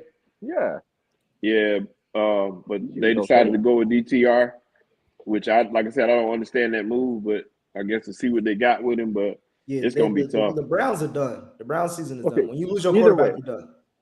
Either way, let's humor this. So it's Pittsburgh, I don't Cleveland. know, though. They won games with PJ Walker. They won a game.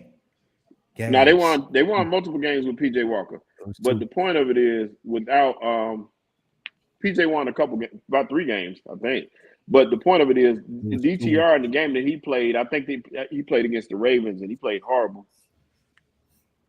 Like I said, so the 3 wildcard teams. Let's humor Cleveland, Pittsburgh. Who's Cincinnati have to beat out? They have to beat right now. The Texans are dangerous. They're a sneaky team. Texans, okay. Outside of, I think it's really. What's the schedule? What's y'all schedule? Buffalo. And Buffalo's schedule is grueling. Who y'all got coming up? After this game, I believe we face. It could be Pittsburgh. Oh yes, Pittsburgh, and then I think we face the Colts, then the Vikings, and then I think it's like between I think it's Pittsburgh, the Colts, the Vikings, the Jaguars. I'm not going in order. I'm just naming the teams. Y'all have it's something like y'all that. Have it's ugly, Steelers. Whatever it is. Y'all got it's the Steelers Buffalo. next. The Steelers twice. You got the Jaguars. You got we got the Colts. We got the Vikings. We got Steelers the Browns, again, Chiefs, and the Browns. Yeah. All teams are winning records at this point. Y'all might lose all of those games. Yeah. Well, I mean, I don't expect much from you, Lou, so that doesn't mean shit to me. So I guess like we've been counted out before, so I don't count us out until we get mathematically eliminated. So you have to beat out Houston with a rookie quarterback in Buffalo. That's really it. Best rookie quarterback. And if Cleveland goes on a complete downward spiral, Cleveland. The only issue is that since we got into a hole so early against AFC teams, we don't have a tiebreaker with anybody outside of Buffalo. So if we have if we have the same record with a couple teams, we're gonna be out because of that, because we lost a lot of AFC games. So the games that I'm pissed about is we lost to the Browns early in the first game of the season, and we lost to the Tennessee Titans. If we would have won those 2 games, I wouldn't even be worried about this loss with the Ravens. You guys lost against the Titans? Yeah, we lost all against that the aside, oh God! All that aside, the Houston one's going to hurt more. The Houston one's going to hurt more down the road. You guys face the Steelers and the Jaguars, and you got to win tonight. Well, I ain't worried about Jacksonville. I ain't worried about Jacksonville, boy. You should be. You should be, though. Especially since it's in Jacksonville. The 3 losses that they had in Jacksonville, they scored a total of 29 points. Somebody told me that. So, yeah, I'm not worried about Jacksonville like that. Right, if you're not worried about Jacksonville, how you feel about the Colts and the Vikings? The Vikings are hot right now. The Colts I'm not worried about because they don't have a quarterback. Josh Dobbs is balling. But I'm not worried. If Burrow's healthy, I'm not worried. If he's not healthy, then I'm worried. That's the only reason why we're down 11 points right now, because Burrow ain't in. It ain't the only. He was looking kind of. I don't know, Nick. He was looking kind of shaky before that, and I'm not saying it's. I mean, we was up before that. That's what I'm saying. We were up before that, so that's I'm not worried when he's playing. But when he's not playing, yeah, shit. We don't have a franchise QB if he's not playing. So then anything can happen. More likely we're gonna lose. No, the Ravens are good at blowing fourth quarter leads. I guess we'll see. Ain't no guess we'll see. Stop trying to soften the blow and the landing for him, Rob. It's over. I'm trying to be over today. It's over. It's over for the Bengals, bro. Ain't no way. Like, why are we trying to soften the blow, bro? It's over. Nick, if no one else does, I love you. All right. No. I love Nick too. You know that. He know that too. That's why it means so much for me to say this to him, because he know I love him. It's over for the Bengals. Yeah, Burrow's not coming back. It's Burrow's over. not coming back to the rest of the game. Ain't got nothing to do with Burrow. What you say, Spud? Y'all done, bro. Burn your jersey, burn your hat. It's over, bro. Stop. Hang it up, bro. That's what Sheldon said to his Panther stuff. So I root for the Giants or the Knicks, bro. It's over. The Giants. Yeah, Giants or the Knicks. Yeah, I'm rooting for the Giants to keep losing so we can get Caleb. They ain't gonna you know the Giants ain't gonna no black quarterback. Yeah, they ain't got no choice. They ain't taking no black quarterback, bro. They're gonna take Drake May. They'll take an offensive tackle before they take a black quarterback. Whoever the tackle is, the best tackle in the league, or the best quarterback, black. Give me the tackle. It's like they'll draft a kicker before a black quarterback. Yeah, all the punters good. You got a great punter. Give me him. I know the black quarterback's good, but give me the next punter, Shane bro. Leckler. Good shot, Rob. Yeah. Giants ain't taking no black quarterback, bro. The Giants select Peter Griffin for Iowa State Community College. The Giants really they really let that be a headline. It's like, oh, Tyrod Taylor was the first black quarterback. Like, bro, y'all shouldn't even want nobody to know that. Geno Smith was actually, I think, the first black quarterback to start. Now he was, but I'm saying to win a game.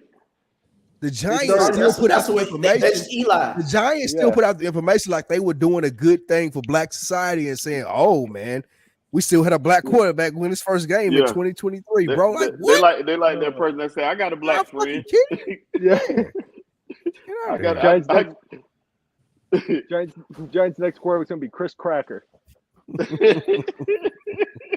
They got Danny DeVito playing quarterback right now. So that's the reason why. They do. Like that shows you how much they don't want a black dude. Crazy.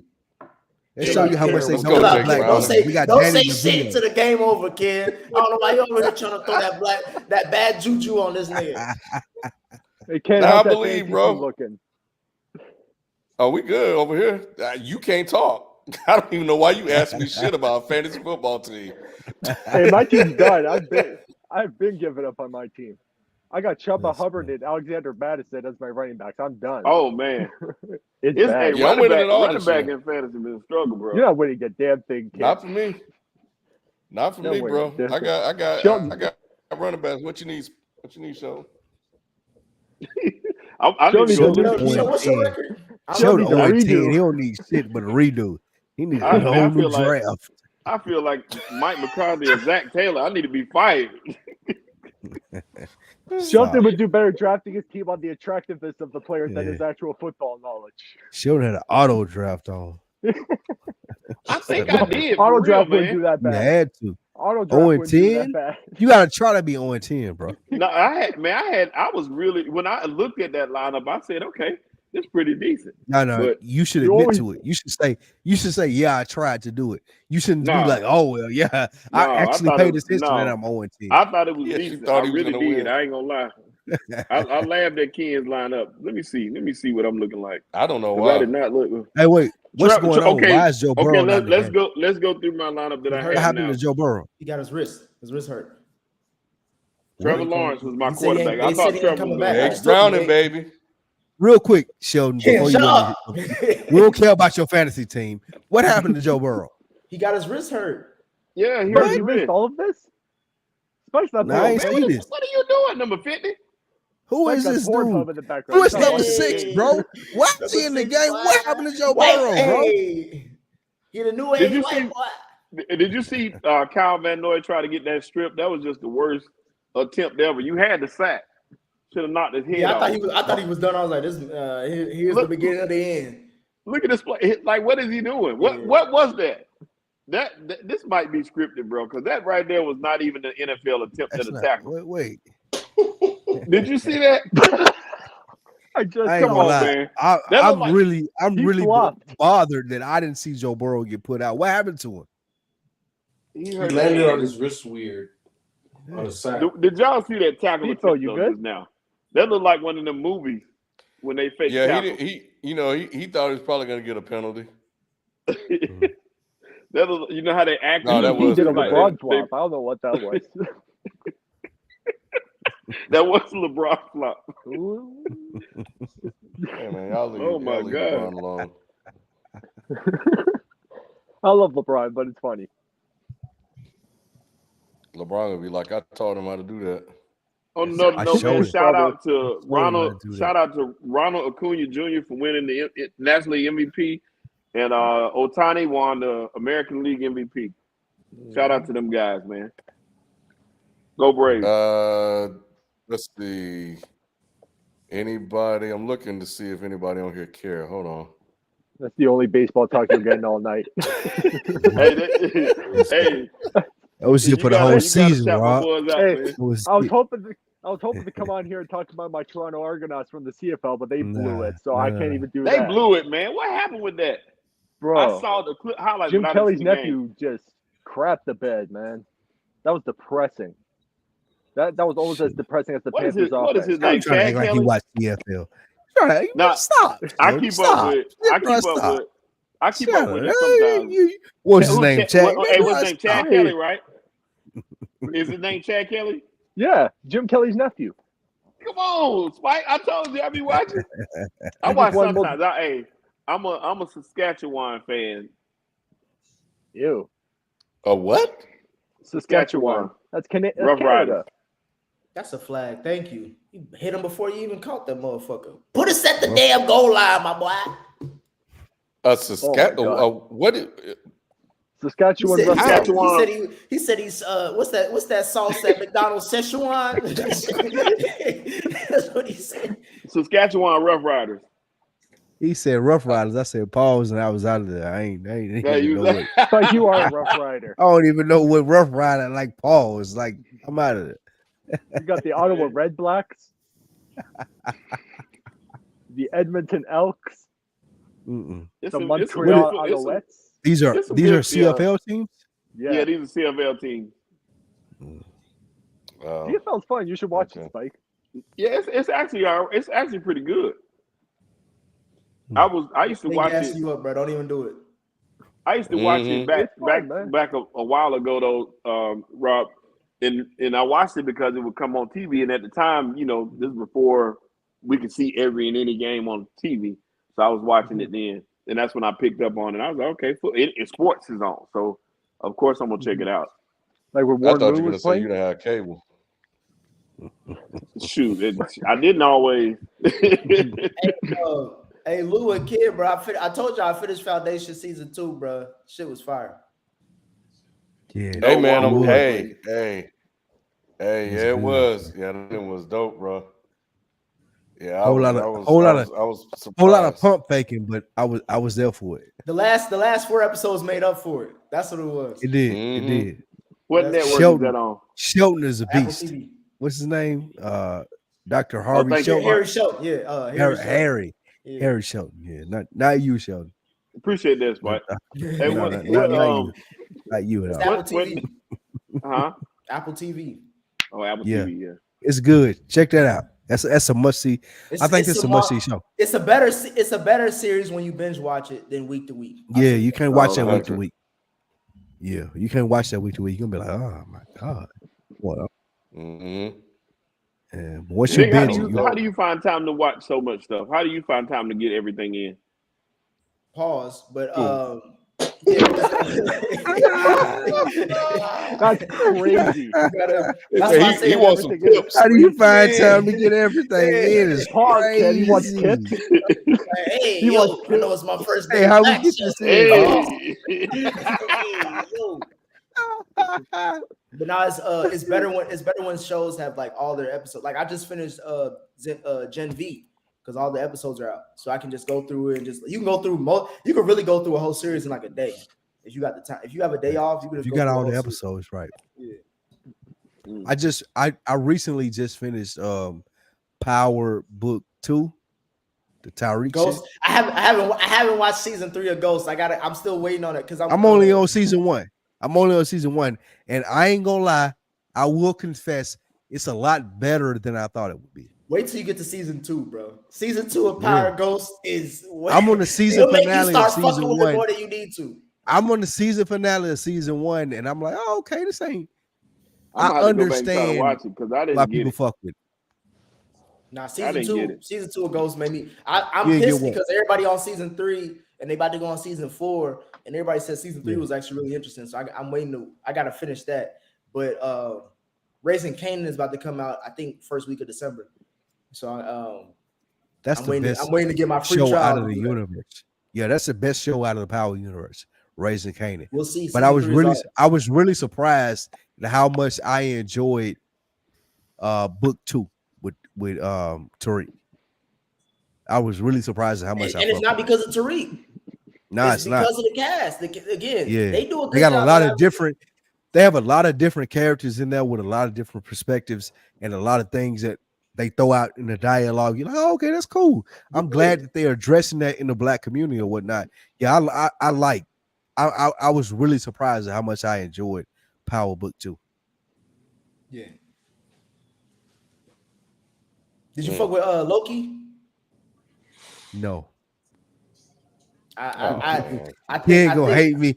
He ain't gonna hate me for this. We talked about it on the review. What you think about it? Yeah, tell it. Yeah, I ain't got to hear what you thought about it yet. Tell me, please. I hit up Nay because we were trying to schedule out this Ratchet Rewatchables because we'll be doing this virtual too. She was like, "Did you watch Loki?" I was like, "Yeah." I was like, "I didn't mind the ending. I think it was pretty cool. It ended really well." And she was like, "Oh, okay, Nick, you better than that. I expect more out of you than that. You usually hold shows more accountable than that." I'm saying this because of this. They did enough for me to say that the series as itself ended on a good note. Because the first 3-4 episodes, I was like, all right, I'm about to be up out of here. Because there ain't shit going on. But them last 3 episodes, it felt really cinematic. It felt really dramatic. Even though the only issue that I had with it was the time jumps and the keep going back and forth. It was like that got annoying. But how they tied the bow on it and the first episode of the series and the last episode of the series basically is like a full circle moment. I thought that was pretty dope. And the fact that if you're wondering how this multiverse shit for Marvel is going to play out, or at least what the fuck it's really about, that show is key to understanding all that shit. So I thought it was a good ending. Now, is it one of the best shows I've ever seen of the year? No, but for what they're trying to do with all this other shit, that was a great way to kind of end it off and kind of kick you off for the next shit. Now, if you're asking me in general for Marvel, because I haven't seen the Marvels yet, I'm seeing that tomorrow. But if you're asking me in general with Marvel, they have no sense of direction. I think moving forward, they don't know how they're going to go into this next phase, because I don't think they have another 10 years worth of storytelling quality content for them to keep pushing that shit forward. I think that what they got now is about as good as it's going to get, and you better enjoy that if you're a comic book nerd, because it ain't going to get much better. The execution wasn't all the fake ones out there. The execution wasn't my problem. It was how they got there. I didn't understand the complexity of what they were doing to enjoy it. As far I'm just going to tune in to Loki. What did you understand? All the time travel stuff, all of the how this affects the rest of the MCU, anything that had to do with what does this mean outside of Loki, that didn't register. That's not surprising to me, because you're not an MCU fan, so you ain't watched all the shit. True. That's a good point. So obviously this shit is not going to connect for you the way it's supposed to. But that's not really your fault, because it's like they put so much emphasis on people knowing what all the shit is. Yeah. You know what I'm saying? They emphasize, like, if you haven't watched all these movies and all these TV shows, then I guess you're just gonna have to watch it to catch up. Because what I do want to agree, the anime shit. In the review, what I didn't get to mention, and I do want to agree with Ken on, it was a great presentation. The way they did it was dope. I just, as a person, like, for example, I love Game of Thrones. So if they present stuff in there, I'm going to catch all the small stuff because I've done all the research and everything that has to do with it. I haven't done that for MCU. So when they present that and make that the main focal point of what they're doing, it don't register for me because I'm not that much of an MCU fan, as you just said, Nick. Like I don't. And that's the issue that I have with them, is because As Baltimore is the crazy thing about this Baltimore game is I have Gus Edwards and and Zay Flowers in another league. So this shit is like I hate Gus Edwards. It's like the Bengals I hate have Gus quit. Edwards. I have Lamar Jackson on my team. I hate Gus Edwards. The Bengals, I mean, shit. Once you see Joe Burrow go down, I think the Bengals are like the emotion kind of went out of the game for them. Yeah. But damn, man, they didn't see Jake Brown and just drive him down the field. You drove down the field to do what? Kick a field goal? When they, it's instead of down by 11, they down by 8. Baltimore right now is about to at least go up 11 points again. Y'all defense supposed to be good though. Stop them. Defense been on the field too long. No defense is good when they've been on the field too long. This defense is worn out. You told me this defense was serviceable. They should be able to stop. It is. I didn't tell y'all this, but this is what I told my friend. I was like, the deal that I felt like the Bengals went into the season was they went to the defensive coordinator and they said, if you can hold teams under 21 points, that's all you got to do. And they went to the offense. They went to the offense and said, you have to score more than 21 points. That's the formula for the Bengals to win. As you can see, when they don't do that shit, it is the results is what this is. They're going to lose games if they can't hold teams under 21 points and if they can't score more than 21 points. That's football. You're not going to win games 17-20 all the damn time, especially when you're going against Lamar Jackson and them. These high elite teams in the AFC. Especially when your quarterback is hurt too. So it's just like, shit. Once I saw Joe Burrow go down there, shit. I'm used to the Bengals losing. I grew up watching that shit. Like I know they not about to lose shit. You don't have a franchise QB. BS, bro. You don't have a franchise QB. Now I'm moving on to my fantasy side. If anybody's gonna score on the Ravens, it's got to be Zay Flowers or Gus Edwards because I got Zay Flowers. No, I got Lamar Jackson, so no Gus Edwards. I'm tired of Gus Edwards. I got Keaton Mitchell. I'm waiting for him to steal the job because he's gonna steal the job from Gus Edwards. Mitchell's a scat back. Gus is the bruiser. Goal line, yeah. Gus steals the red zone touchdowns from Lamar. Well, Lamar could get more touchdowns if he threw an accurate pass. He threw a pass to Bateman. What you mean? Yeah, Ken, who's better, Lamar Jackson or Flop Purdy? What? Bro, what kind of kick Rob out, man? Kick Rob out. Kick Rob out. It's it. I know how much Ken loves. Yeah, his hands, Rob. Now it's out. You gone. What the? You think it's not even close. That's what I'm asking right now. It's not even close, bro. Which one is it, Ken? I don't know with you. You picked against PE, so I don't know what you're Lamar limping. It's Lamar Jackson. Easy. What happened to him? Good. Oh, Lord. He fell on his own. What the hell? Warm up the bus. He was already hurt, I think. His ankle, his ankle's tender. This is the only good thing about a Thursday game where if a guy gets hurt, at least you got those extra couple days to heal up. Mm-hmm. That don't mean shit if you lost. But don't put No, it really don't. Well, they're going to go up 2 scores against the backup quarterback. So, well, this is why I trust Huntley more than whoever Cincy's backup is. This is why I kept Cincinnati's defense on in fantasy. First of all, I hate playing matchups; it never worked for me. Really? Second, it's a Thursday night football game, so it was just like it was supposed to be awful. You should have picked up the Detroit Lions defense, bro. Bro, can I say something every really time quick? I try that, bro, it never works. It's Chicago. Can I say something really quick here? This Ravens offensive coordinator is an idiot. You see your quarterback limping, and your next play call is a quarterback draw. I saw the same thing, yeah. I think he was just going for like, let's get us closer to the. I mean, even though he has Justin Tucker, I also have Justin Tucker in my fantasy, so I don't mind these points. But I think he was just more trying to get closer to the to the field goal, even though you have Justin Tucker. Yeah, I agree with you. Yeah, that was. But you give it to the running back draw. Yeah, that's a dumb call. To Rob's point, man, you just give it to the running back, bro. What is you doing? Keep putting at this point, the guy's already loosening the leg up. At this point of the season, at this point of the game, if the Bengals don't score a touchdown, the game's over. Well, I mean, they're down but 2 touchdowns, so you at least need to score 1. Yeah, I'm just saying. Well, at least it's the end of it's coming. It's 4 minutes left in the third quarter. If you score a touchdown going into the fourth, that means it's only a 4-point game. You put that on your defense. But if you just going, if he barely gets a field goal or if he goes 3 and out, then it's a wrap. Burrow just chilling. But what else you got? Where your notes at, Nick? My notes is in the bag. Hold on, it was Zach Taylor. Get your bag, nigga. Oh yeah, Trevor Lawrence. Y'all niggas ain't gonna never. Lou, I'll give you a shout out for this. This is why I fuck with you. You was talking that talk that I usually was talk. But you was like, Trevor Lawrence ain't been looking like shit. We were sold a bill of goods and we ain't seen no dividends. They're 6-3. From who? Not the quarterback. Travis Etienne has shown that he's a better prospect at his position than Trevor Lawrence.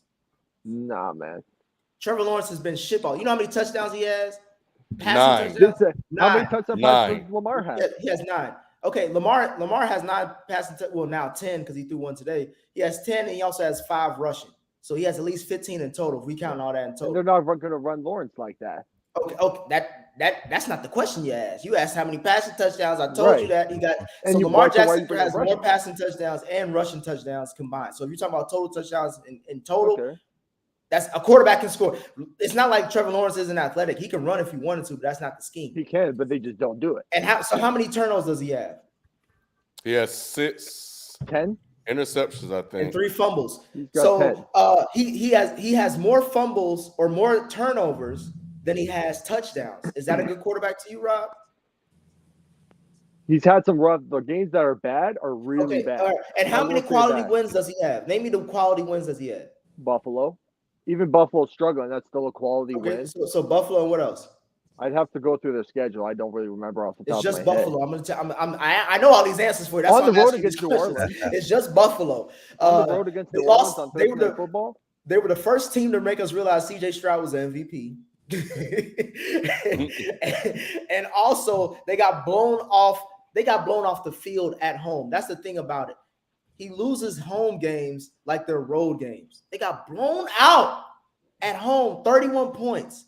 The Chiefs came down to town. They didn't even have a touchdown in that game. Yeah, like I said, when they've lost, they've looked really, really bad. They've been inconsistent, and they beating up on bums. 6-3. They're beating up on bums, is what I'm trying to tell you. They're this version's Vikings. They beat up on bums and they lose to good teams. And the quarterback, the Ravens, the quarterback, the Ravens. No. The Ravens are doing good. I don't worry about them. The quarterback for the Jaguars, as Ken said, is doing shitball. Ken got him on his fantasy team. He monitored his ass. What was the last time you started him and you felt confident, Ken? There hasn't been a week. Exactly. For a quarterback that they say coming in was supposed to be the next Peyton Manning, the number 1 overall. It was supposed to be him. I believed in Sunshine. But you're talking about the Jaguars, a team that's been a perennial laughing stock. Okay, now all of a sudden they bring him in. We're not talking about 2 years. We're not talking about. And in 2 years, they're top of their division. They're one of the top teams in the AFC. A division that's do you respect that division at all, Rob? Going into the season, you wouldn't respect the Jaguars either. I'm asking. I didn't ask all that. I asked, did you respect the division going into the season? Going into the season, no, not really. Okay, so you telling me that them being at the top of the division means what? It means they're the top of their division. That's your number 1 goal during the season, is to win your division because you get a home playoff game. But they won the division last year, so why is that the goal again? Because you get a home. No, you move forward. You move forward when you have a Super Bowl winning head coach and a quarterback that's number 1 overall, franchise changing. He's supposed to be at least, right? Okay, Nick, where were they at this point last season? They were shitball. He's only had one in the last. I agree with that point. Let's go with that point. In the last 2 seasons, Trevor Lawrence has had 1 good half of a season. One great half of the season. He's not lying. Is CJ Stroud as much as we talking about other teams? Is CJ Stroud not? Does he not have the team 1 game behind the division lead?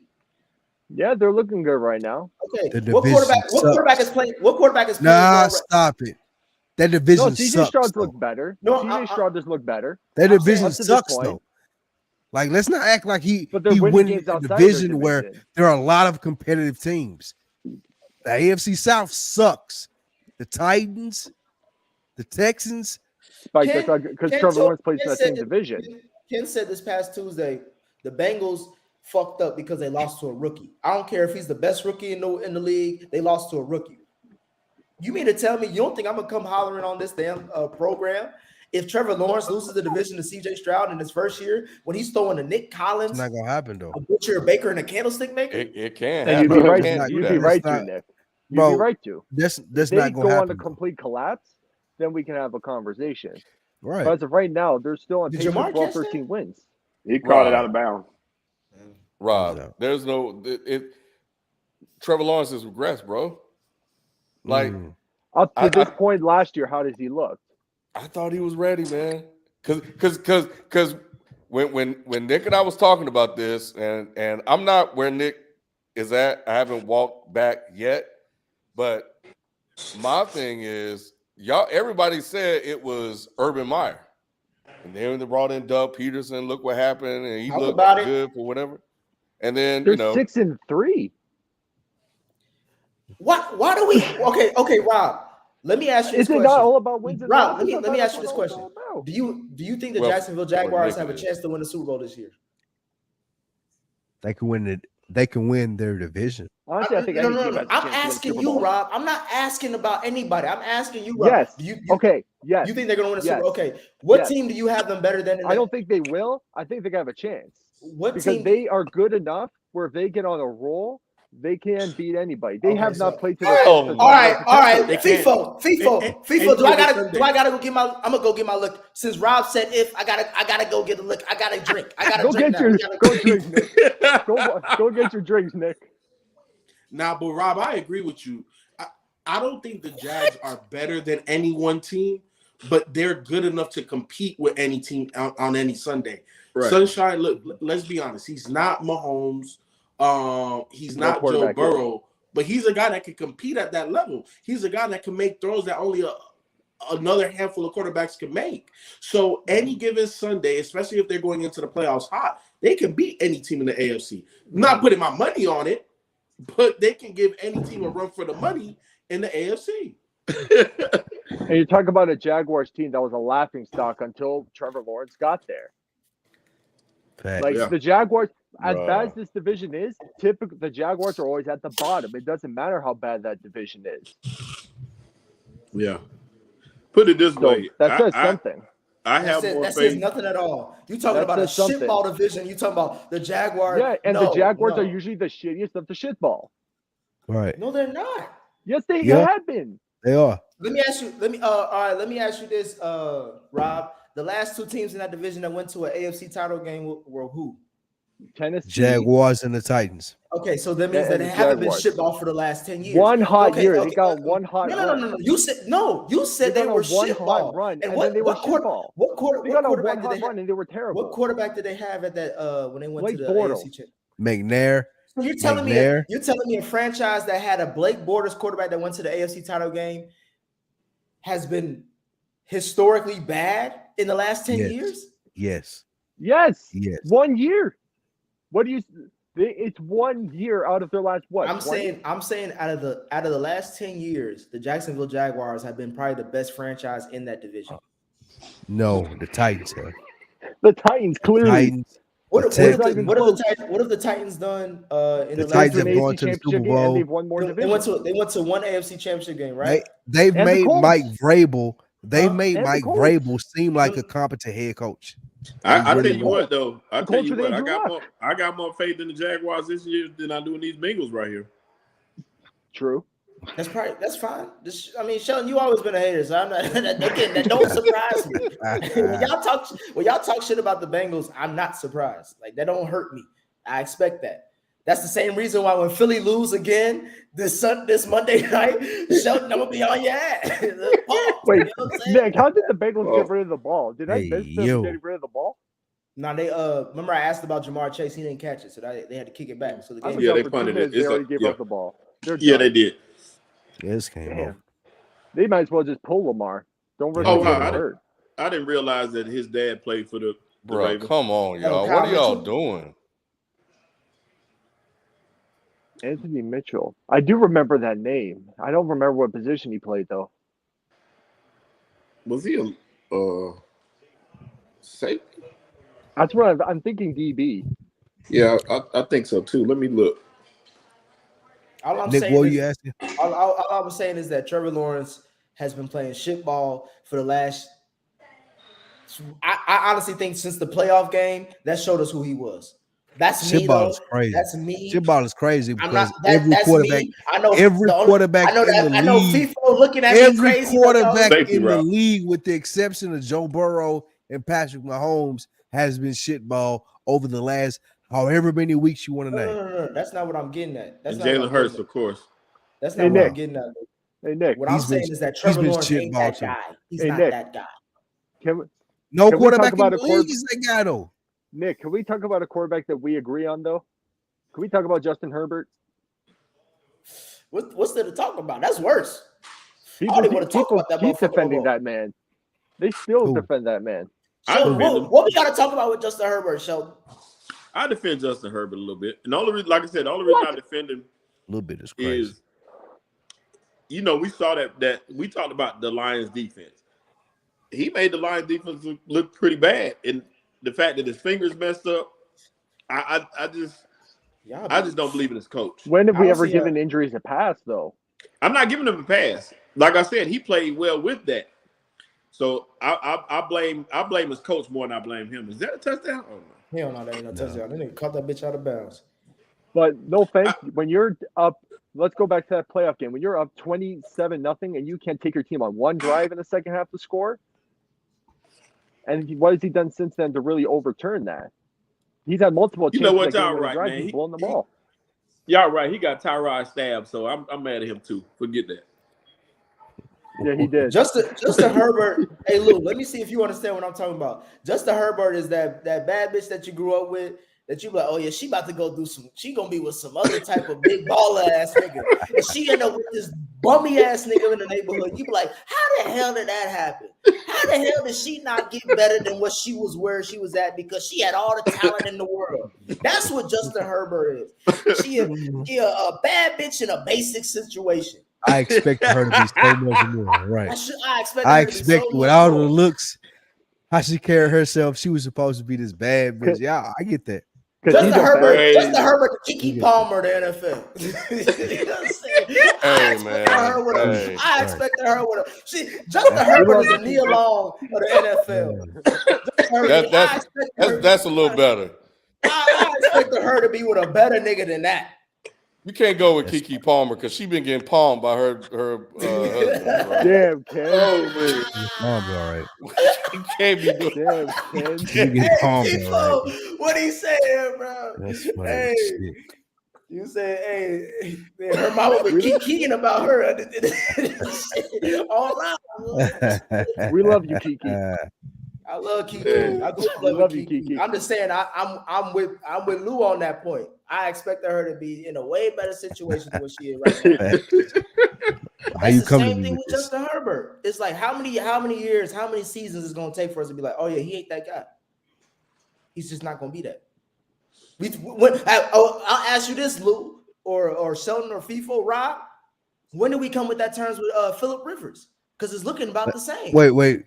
Before you ask that, let me ask you this. Phillip Rivers got to an AFC championship game. If there is a better coach that comes in next year and Justin Herbert is balling, would you have a different consideration? He's balling now.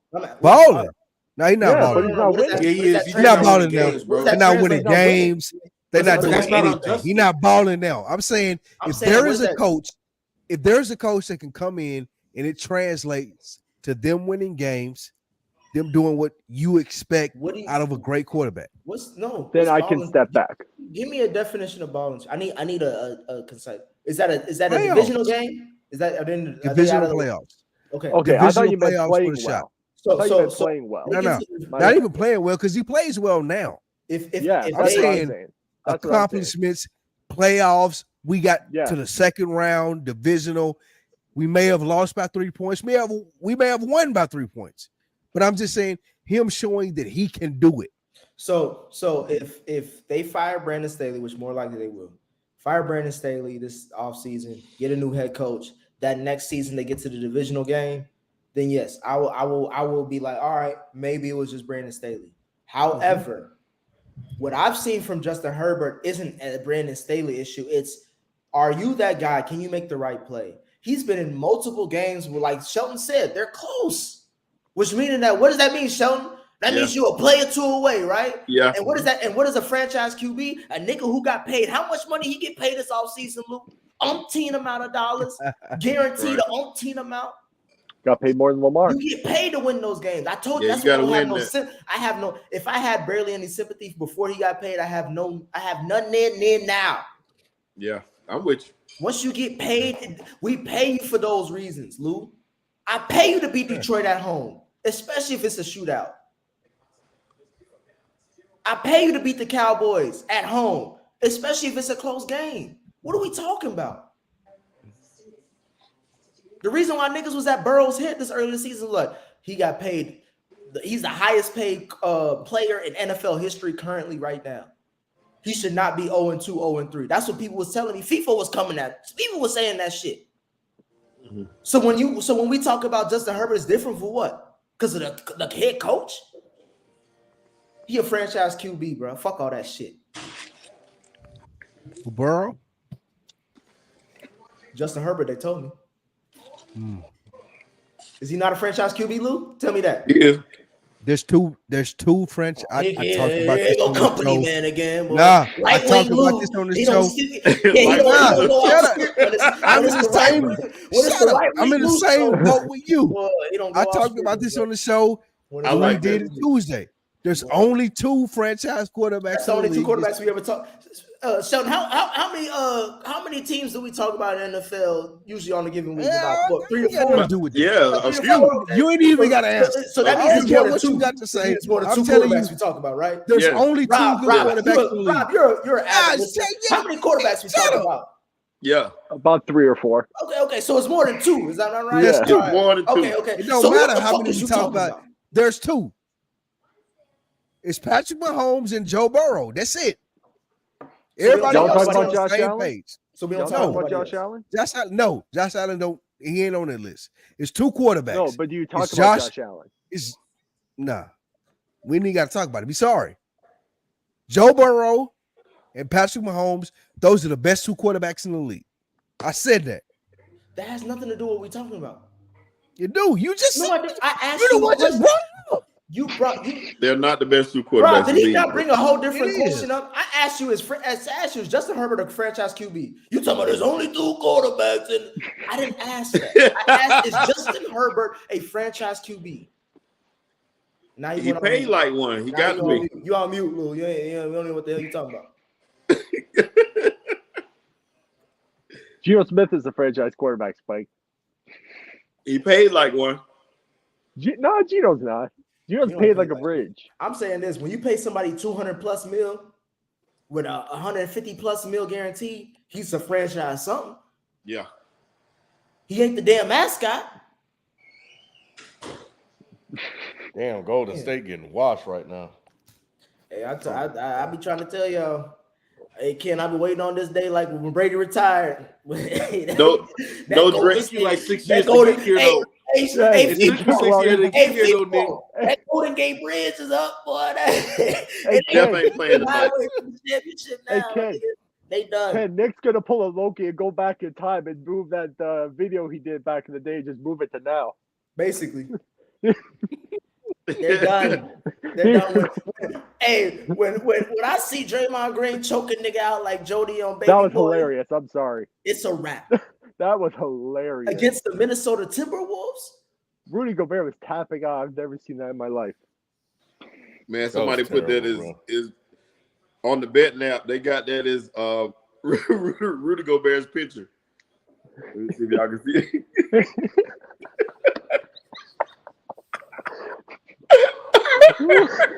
If that don't show you how shitball that nigga is. Don't even say it. I'm talking about Rudy. That's the best moment of the year. I don't care. That's gonna be the highlight of Rudy's season.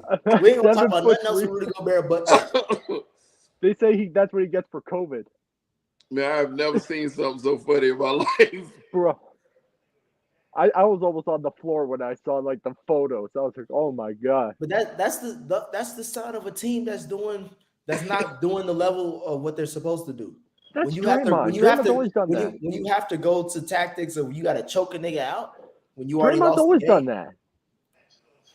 Draymond's always done stuff like that. No, I'm saying, but it's getting to Clay too. Clay been barking and doing other shit too because he know it's over. So you got to talk about the past. So look, what we're seeing with Golden State is just the transition. When the old team that has been dominant is no longer, their talent isn't overwhelming. What do? Ken, you've been an old nigga on the court. I've been an old nigga on the court. You start pulling niggas. You start cheating, you know what I'm saying, within the game. You start doing old man shit. What Draymond did is what is considered the heart and soul of what the Golden State Warriors are. You're not going to mess with us. You're not going to punk us. Steph is protected. Clay is protected, right? When you watch that play, Rudy Gobert's intent was not to get nowhere near Klay Thompson's face or neck, but it did. And we know Draymond to be the enforcer. So he came in and enforced. You know what I'm saying? It is what it is. To me, the biggest indictment in that whole thing is, where was Cat? Cat, look at you can't take Cat with you down the alley, bro. That FIFA. Like you are supposed to take those games for the team because it sets the tone. Cat should have went in there and drug Draymond to the ground and been like, man, you old, bro, get off my guy. That's what should have happened. FIFA, let me ask you this question. When has Cat ever shown up? Well, you know how I feel about Cat. I would have been traded in 4 years. I'm just saying. So that's why I question you when you asked what you said. Where was Cat, nigga? When has he ever showed up for anything? And y'all saw what Pat Bev said. He said the same thing. Like, don't nobody respect the boys like that. So, and he said he gonna talk to Cat about that. Like, you didn't show up. But FIFA, to your point about Draymond, that was personal. He was out the Rudy for stuff in the past, those tweets that they said to each other and all that stuff like that. That wasn't about him choking him out because of the game that happened. Rudy hit him with an elbow earlier too. Yeah, that was some personal stuff. That was some. We've been talking back and forth in the media. This is my opportunity to get you. Now I got you. So that's what that was. I didn't know that they exchanged words like that in the past. Yes. I didn't know Rudy Gobert talked like that. Rudy was crying about something, and Draymond said, "Damn, maybe I need to cry too." Or something. I forgot what it was about, but it was a few different things that was said. I had a timeline of somebody put in the chat, I think, too, about their disagreements and the stuff that they had going on. But it was pretty crazy. So Sheldon, you're saying this situation is like the Will Smith slapping Chris Rock? Yes. Yes, that's exactly what this was. There you go. That's the next step for Draymond. I need to see him open hand slap somebody. Yeah. Well, he done punch somebody. Draymond is just the bad boy of the league right now, but his antics meant a lot more when the team was good. The team's not winning. You need to stay focused on the court, figure out how to play defense, and make a difference in the game. I saw somewhere where they were saying, like, Draymond just don't like playing. He's gotten kicked out of about 7 out of 75 games or something that Steph has missed. So it's like he don't 11, I think. It's something crazy, but he don't like playing without Steph, so he'll get kicked out on purpose. Yeah. So that's it. That's the way he gets his night off. Yeah.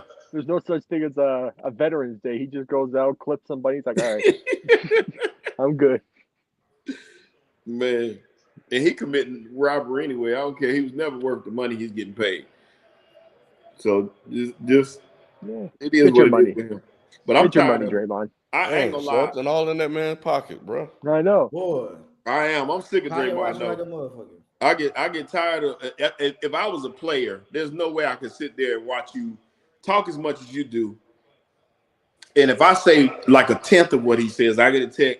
I ain't with that. I don't think I would be too keen on that. The world ain't fair, bro. It ain't fair at all. You just won't be on the team. Tim Duncan got a tech. Tim Duncan looked at the man and got a tech. But that's extreme for Tim Duncan.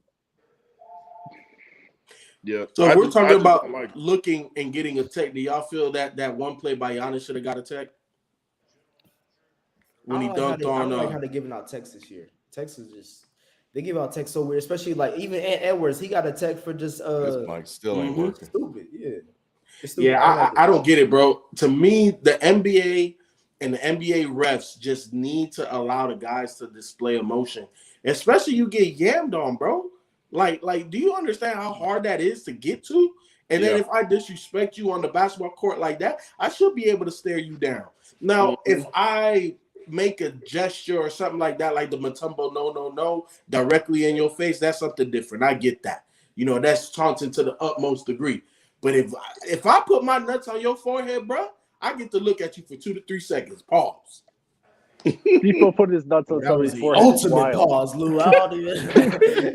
You should have said that before you. Hey, people, if you ever dunked on someone, I need that video. Hey, in my greatest day, all I could do is about grab rim, bro. Hey, I'm pause. On them little Nerf goals, he can dunk with. I like the poolside goal. Poolside one. Shelton, Tracy says she got the Eagles, so I guess y'all riding. I guess this for shout out to Tracy G. Game. Tracy, shout out to you. You know what time it is. Shelton's a Panthers.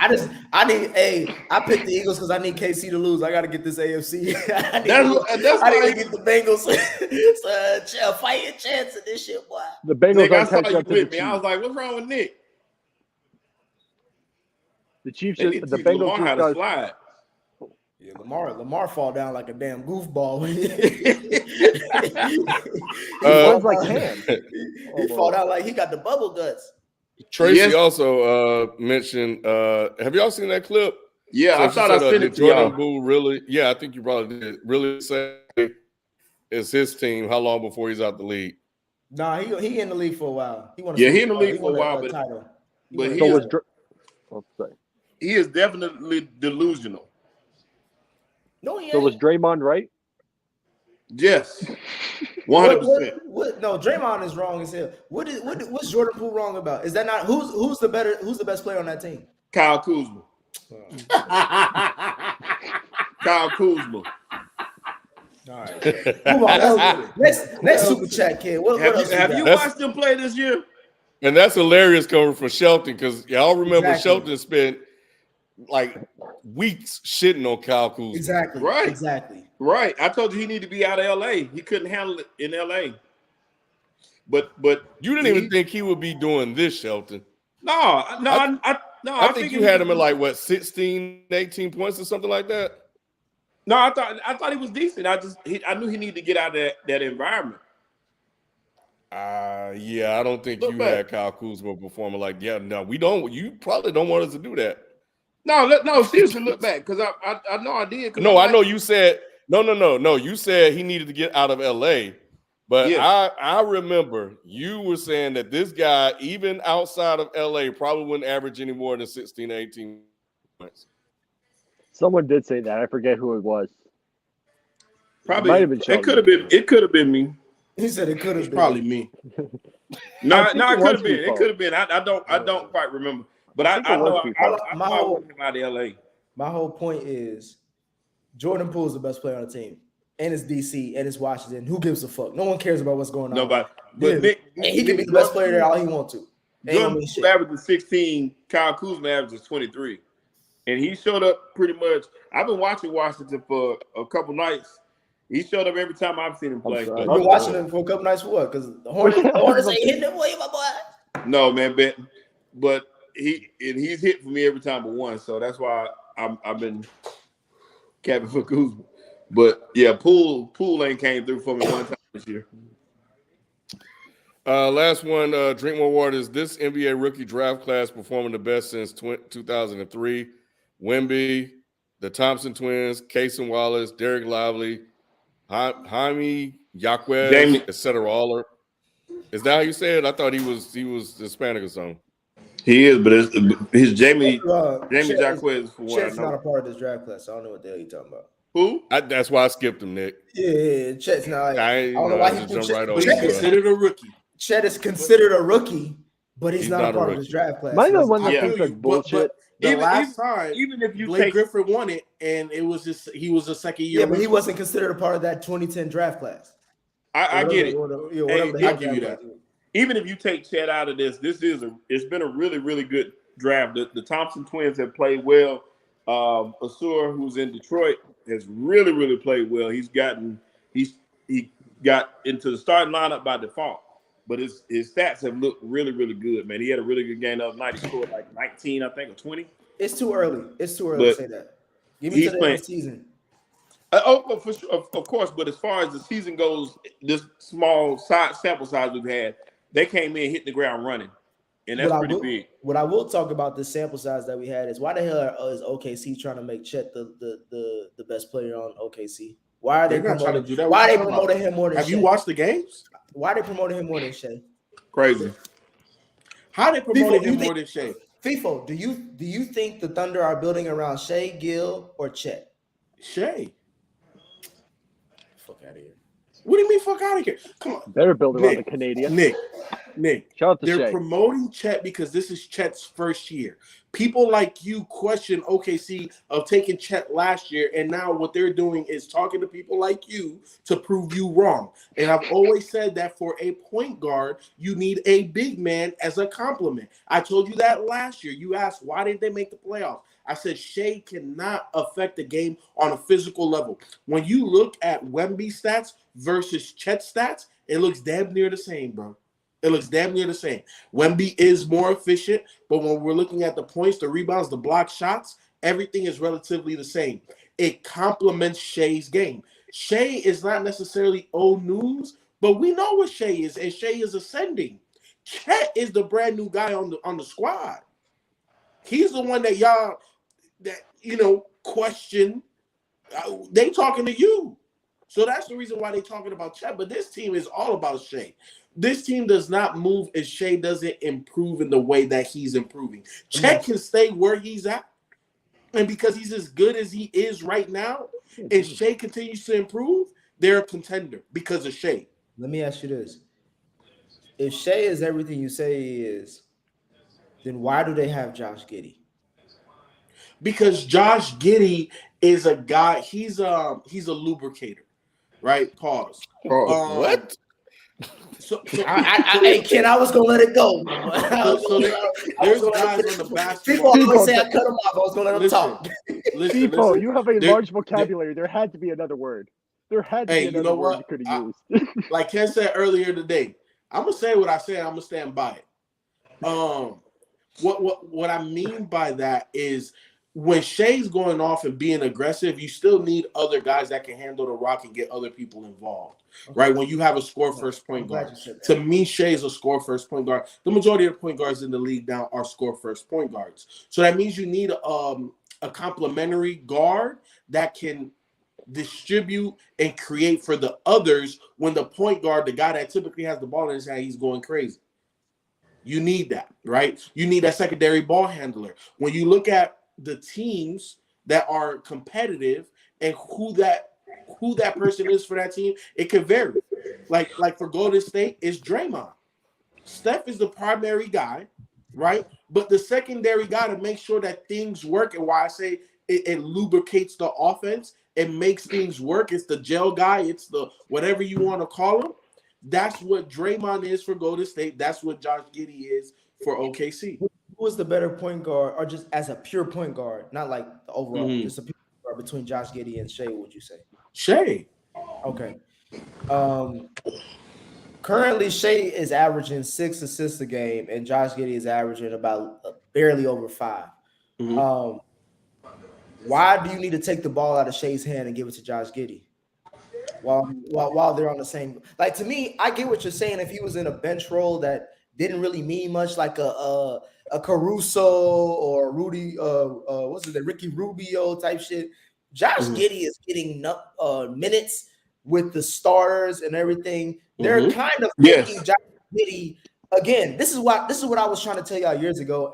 And even though I'm still early, Ken always tells me if you're early, then you're wrong. But I'm telling you right now, they're about to trade Shea in about 2 to 3 seasons from now. No, you should not, bro. You should not. So the thing about they're building this team around Josh Giddey and Chet. OKC is going to be the NBA need a couple white boys to go get behind, and these are the two best white boys they got. Nick, you're talking. And Shea is older than the rest of them because they always talk about the cast. You're talking Nick Spiracies now.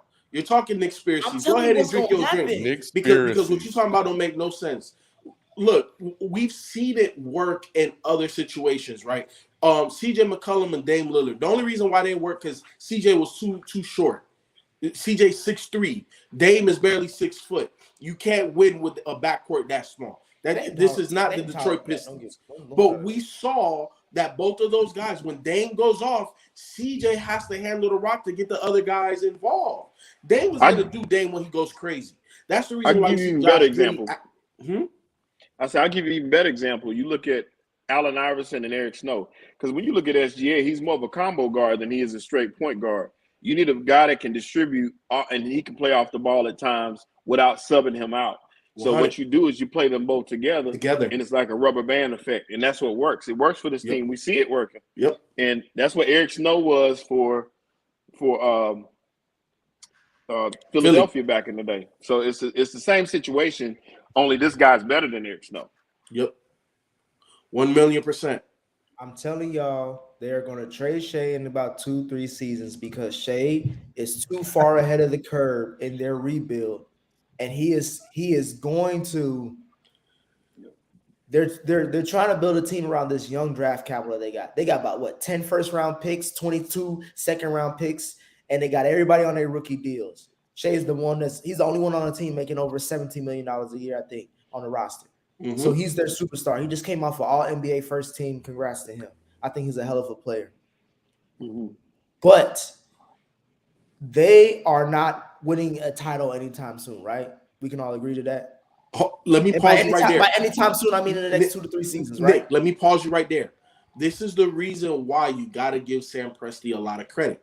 Because just pause, my guy. I didn't say nothing. I didn't say go ahead, finish your point. I just said what you talked about their draft capital. Draft capital is either you get even more young guys or you trade that draft capital for a guy that can win now. You're 100% right. Shea is a little bit above the timeline of the other guys that they have on the court, but at the end of the day, that he could have had like 2 more of those. But at the end of the day, I'm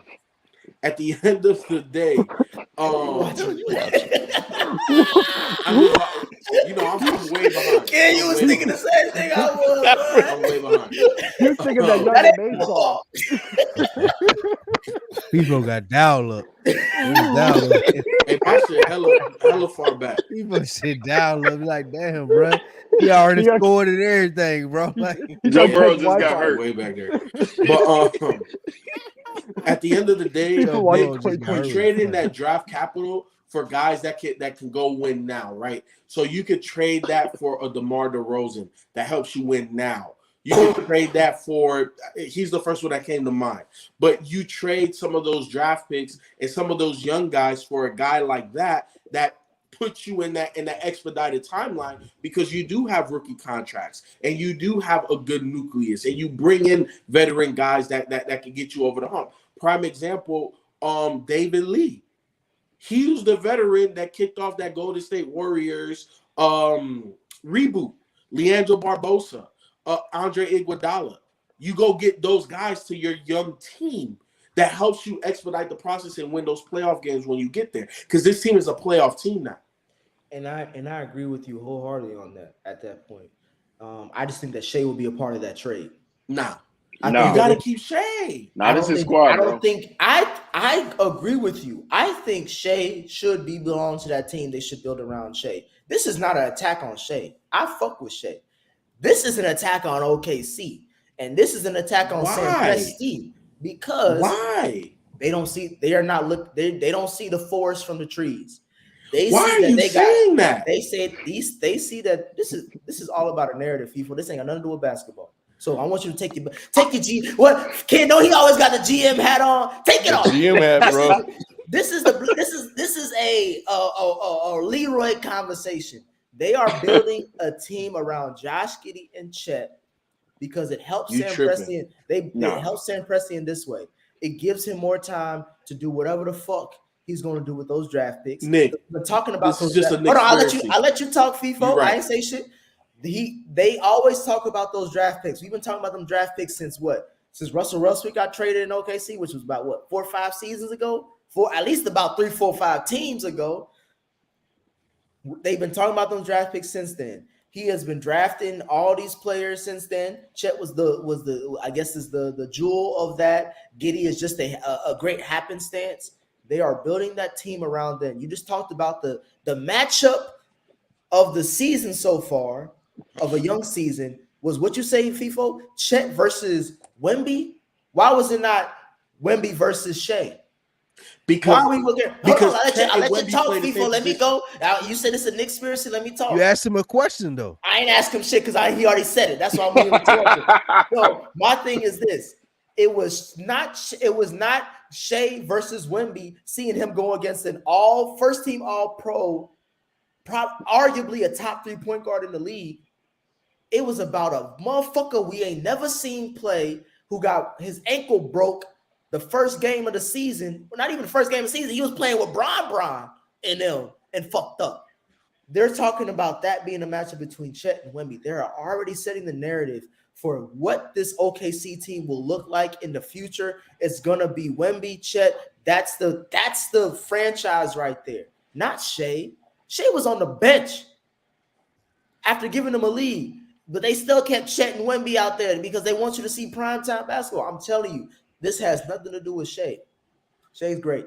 Shea's top 5 to me. He basically saying, I don't think OKC cares about Shea's future with OKC as much as you think. I think that they are willing to continue on rebuilding and going ahead and trading some of those draft picks. I think they don't want to trade all of them. They'll keep some of them, but Shea will be a part of that deal, especially if they can get another superstar. If they can get somebody, I don't know who's the superstar that's available right now, but if they can bring them and give up Shea because of that, they can say we already got Josh Giddey. We also got, what's his name, Dort, whatever the fuck he is. He can help out too. Dort. Yeah, whatever the fuck. See, like we got it. Nick, what we've seen in the history of the NBA, right? In the history of the NBA, is that you're gonna keep as much as your top talent as possible and get rid of that secondary talent to bring in a guy that expedites your process. The Lou Dorts of the world, everybody is touchable on that squad except for 3 people: Shea, Giddey, and Chet. Everybody else, they would trade and be bare and not have any type of bench to get that 4th guy that's complementary to those 3 guys. And I think I agree with the first 2 that you mentioned, but not the last one. I don't think Shea is in that top. You're tripping, bro. It's because of what I just said earlier. You're tripping. Shelton, what did I say earlier? I was like, who's making more than $10 million, $15 million on that team right now? Nobody but him. The only reason I don't think he's goes is because he's the only MVP candidate in the draw. Well, they want Chet to be that guy with him, but they want those 2 to be like your duo stars. They couldn't get him nobody else with him. They're trying to do the white thing. They trying to do what Utah tried to do, but it was just Karl Malone was just black. But he was basically, if you ask something, he was white like a motherfucker. But my thing is this: Shea is making the most money at a time where they don't really need that many people to make the most money, right? But you understand all the more reason let his contract go. But Nick, first of all, see, like when you talk like that, that's how I understand that you don't know salary and salary cap. Because if you trade Shea, you have to bring back that amount of salary within 20%, negative or over. You have to bring that salary back. So you're either going to take on bad contracts or expiring contracts for what?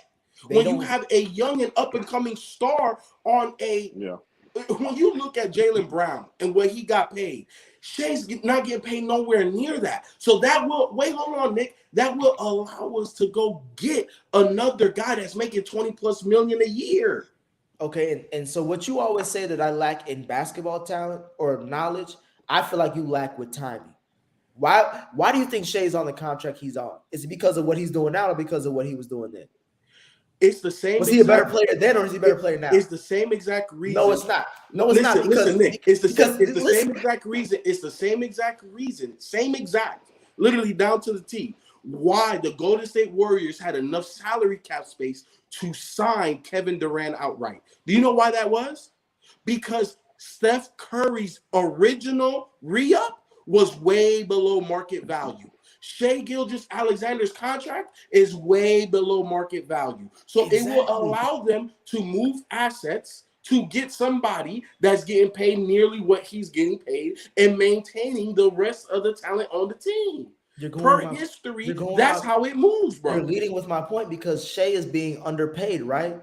So that means if you were to move his contract, it's easier to move Shai than what you would think. It's harder because the value isn't there. No, because all the value that they need is a backup point guard. Nick, so they're gonna get a backup point guard on a trash contract. Is underpaid. Your value is higher, and if you trade them, you're not going to get back in return nothing. Because they don't need a player like him. That's what do you mean they don't need a player like him? He's the reason why they're even in playoff contention. The first thing that I mentioned, I asked y'all, is OKC in championship contention? Like, are they a legit top 3 team in the West to win a title this year? They're not this year. This year is about making the playoffs. Nick. Hold on. All right, that's fine. I agree with you on that. Next year, do you think they will be a top 3 team with the same roster to win a title? Yes. Because Chet needs playoff basketball. Giddey needs playoff basketball. That young core needs to play in the playoffs to understand what that level of intensity is. Okay. So it's just like what we saw with Sacramento. So the Sacramento. Okay, so Sacramento's in the same. You say they're in the same realm, same tier. Yes and no, because I know where. I didn't answer FIFO. I don't. This is my only time. This is my only night that I'm going to be on Dennis Sports. Give me an answer. Give me an answer. I know what you're trying to do. No, I'm not. Yes and no because of this. Yes, because they're in the same where they need the playoff experience to become a better team. No, because OKC has way more talent. Sacramento has 2 in a possible. They have 2 in a possible. What does OKC have? They got 3. They got 3 in assets. Okay. Assets that you don't even know what they're talking. We don't know what those assets are. You're talking about shit that we don't know about. They're hella draft picks. We do know what they are. But we don't know what they're going to turn into, so you can't count that. But that's a risk for another GM to take. Another GM? What are you talking about? Sam Presti's still there. Nick, so what you're telling me is that first round picks is not a valuable commodity in the NBA, especially if you're trying to make moves. Do you understand how Boston went and got Jason Tatum? Let me tell you this so that I hope I'm not confusing the audience of what I'm trying to say, because I feel like FIFO knows what I'm trying to get to, and he's trying to dance around that shit. That's what I want y'all to know. I ain't dancing nothing. So the first thing I want to say is I don't think OKC is going to compete for a title within the next 2 to 3 seasons. If you want me to keep it a full beat, I don't think they're a title contender this year. I don't think they're a title contender next year, and possibly I don't think they'll be a title contender for 3rd year. Let me say this. Name me the title contenders in the West. Let me say this before you ask me any questions, please. So that's my thought. The 3rd year, maybe, but I don't think Shai will be there by that 3rd year in 3 seasons. I don't think he'll be with OKC in 3 seasons. So if they're not winning a title in this short period of time, right? Which means that this is the time period where they're still rebuilding, quote unquote, or a soft rebuild. They are going to be willing to move assets to gain a star player or a superstar player.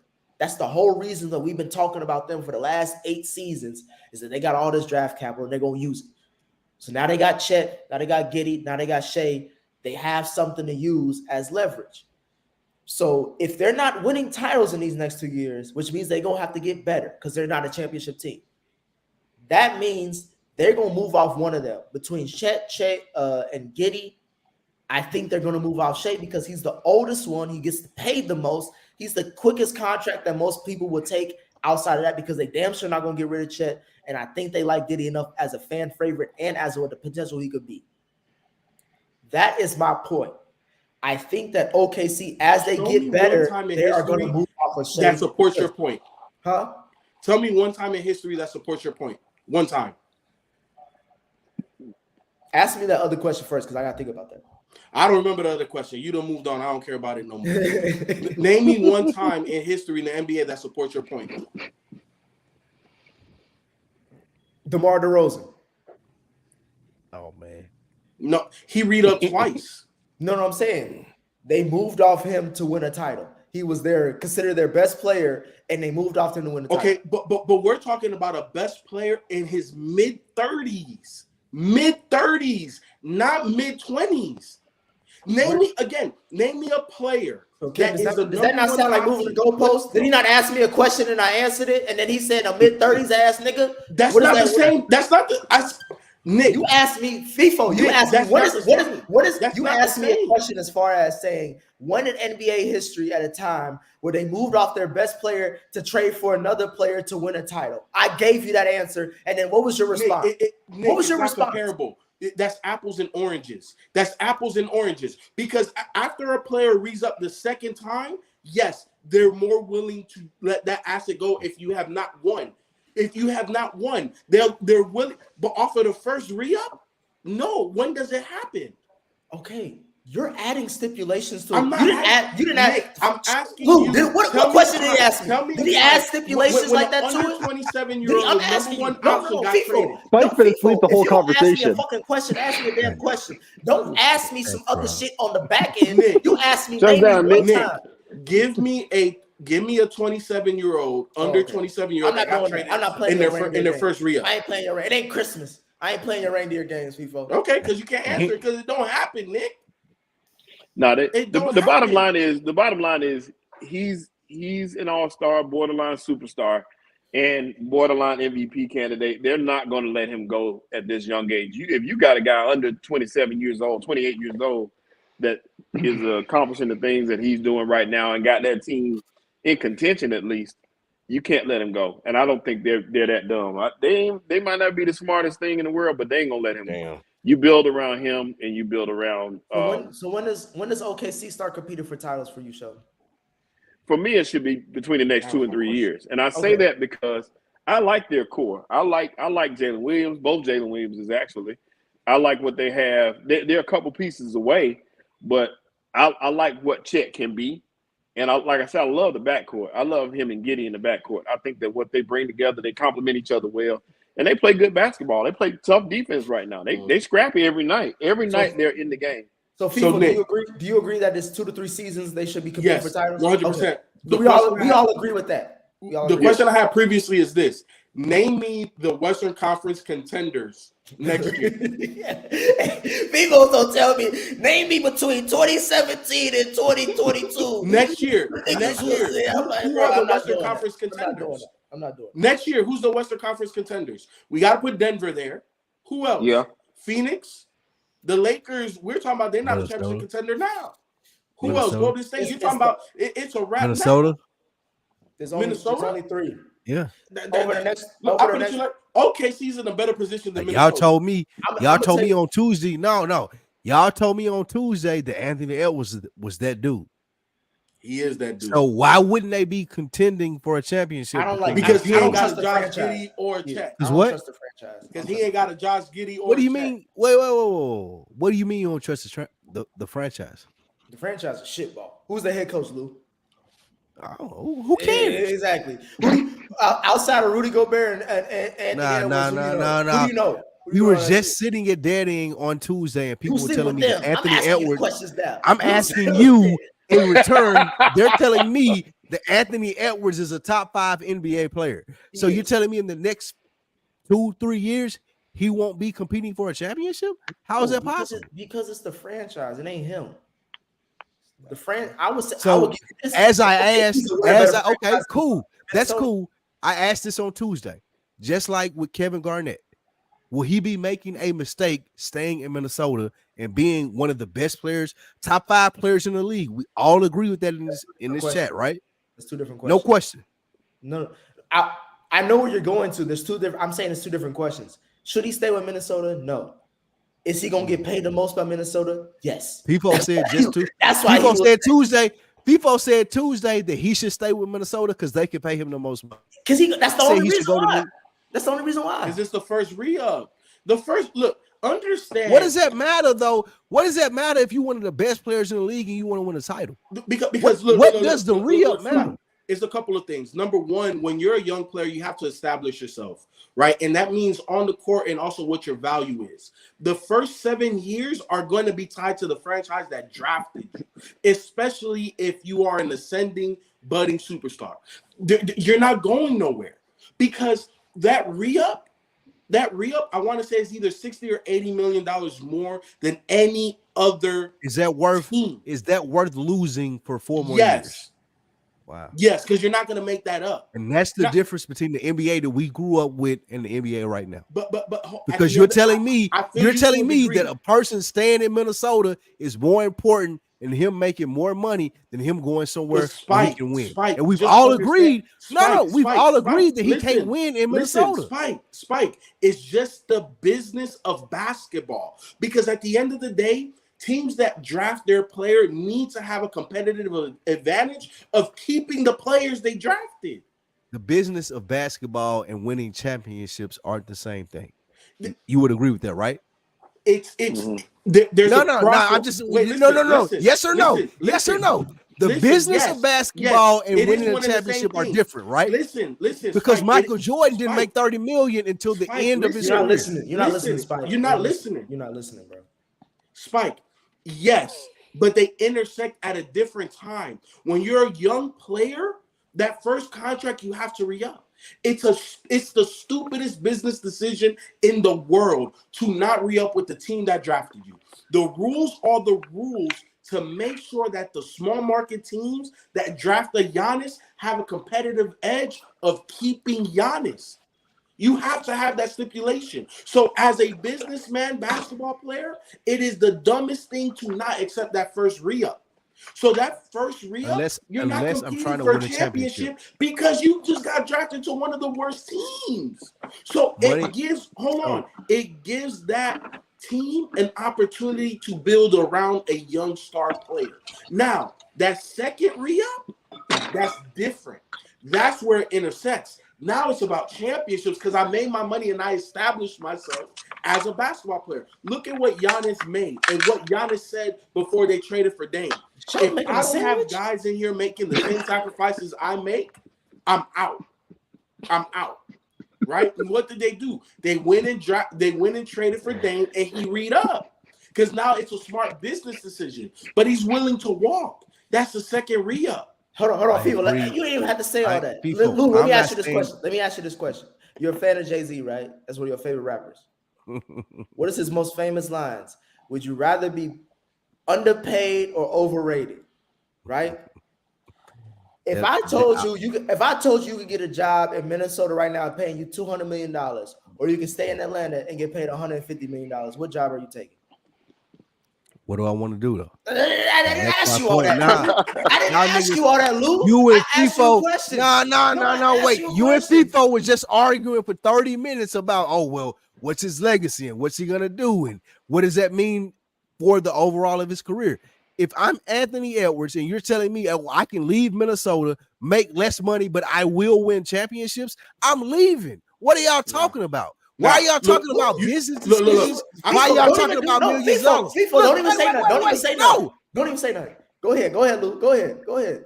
I'm wondering why you guys are misconstruing. Because you bullshit. Because you bullshit right now. That's what you're doing. If I'm Anthony Edwards and I can leave Minnesota and make more money and possibly be in contention for a championship, why would I say there because they can pay me more money? Lou, if we was smoking a blunt and I had that conversation with you, you said I'm about to go move to Minnesota, I'm taking this $200 million right now. And you will be, peace out.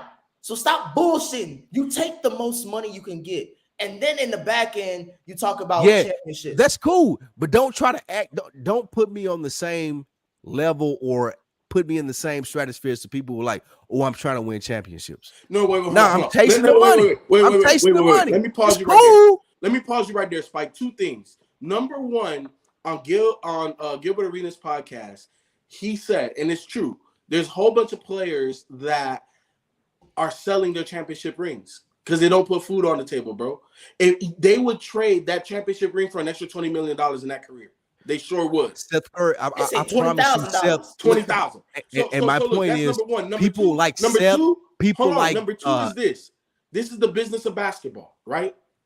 LeBron James re-up in Cleveland, did he not? He did. And what did he do? He made it a 2+1 player option when he re-up. He told Carmelo, don't take the 4 or 5 year option. Have the wiggle room to put feet to the fire to this front office and be willing to walk. Because that's the business of basketball. But I'm going to take that first re-up, bro. You have to. It's impossible. Yes, Spike, that's it's cool. impossible Right. not to. Look, FIFO, I'm not arguing with you on the point of if I want money, then I will take that first re-up. It's that's not cool. that. It is that. Because that's all we're talking about is money. If you're telling me that I have wait. You have to.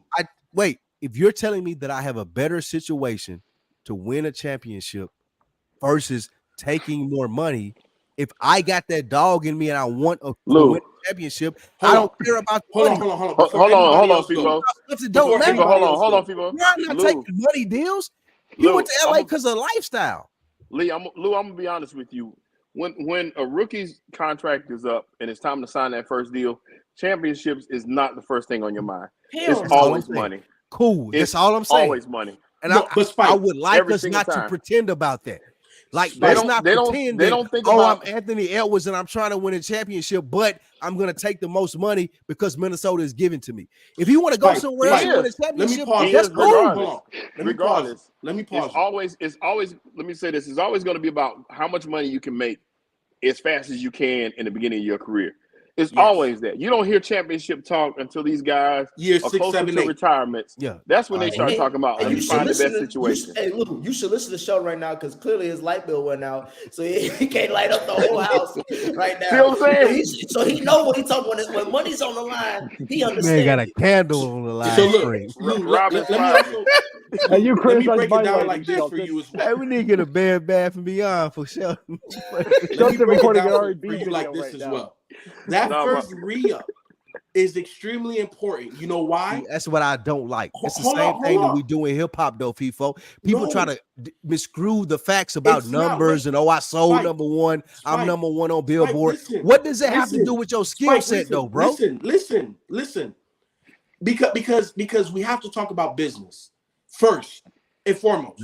Before the basketball. I won't agree with that. I'm not agreeing with your initial point in talking about business, bro. Spike, hold on. Because I'm going to give you a different angle on the same thing. When I'm a rookie, my value per year is like $3 million. It's almost like the veteran minimum, right? It's like $3 million a year. It's $4 million a year. It's nothing crazy. Okay. If you trade me to win a championship, what is that team getting in return? At $4 million. Traded me? Because that's what you're talking about. You're talking about a young player wanting to compete for a championship. If I demand a trade on a rookie scale contract, what is that team gaining in return? They're getting not even a mid-level exception guy. You're getting a veteran minimum in return because we have to trade within 20% of my salary, my current salary. So that team, why is it going to give up a budding superstar on a $4 million contract to get back a veteran minimum player? But see, that's not what I'm speaking on. I'm speaking on. But that's the business, though. Wait. So what all you're I'm speaking on is hypothetical. I'm speaking on He's going off the principle. He just bitching about the principle. I'm not bitching on the principle. I'm talking about when the player has the position, when they want to make the decision. Do I want to stay here and make more money, or do I want to go another place? Do I want to go another place and win championships? That's all I'm talking about. So Spike. What you're talking about is after that young budding superstar signs the re-up.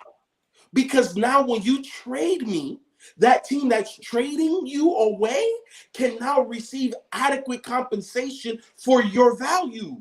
Because now you're making $30 million a year. Now I can take and poach 4 or 5 guys off of your roster that makes sense for me.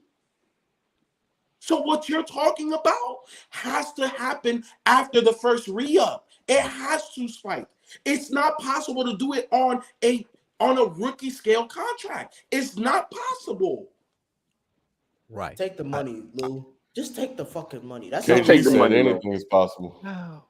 No, Take the money. name me one.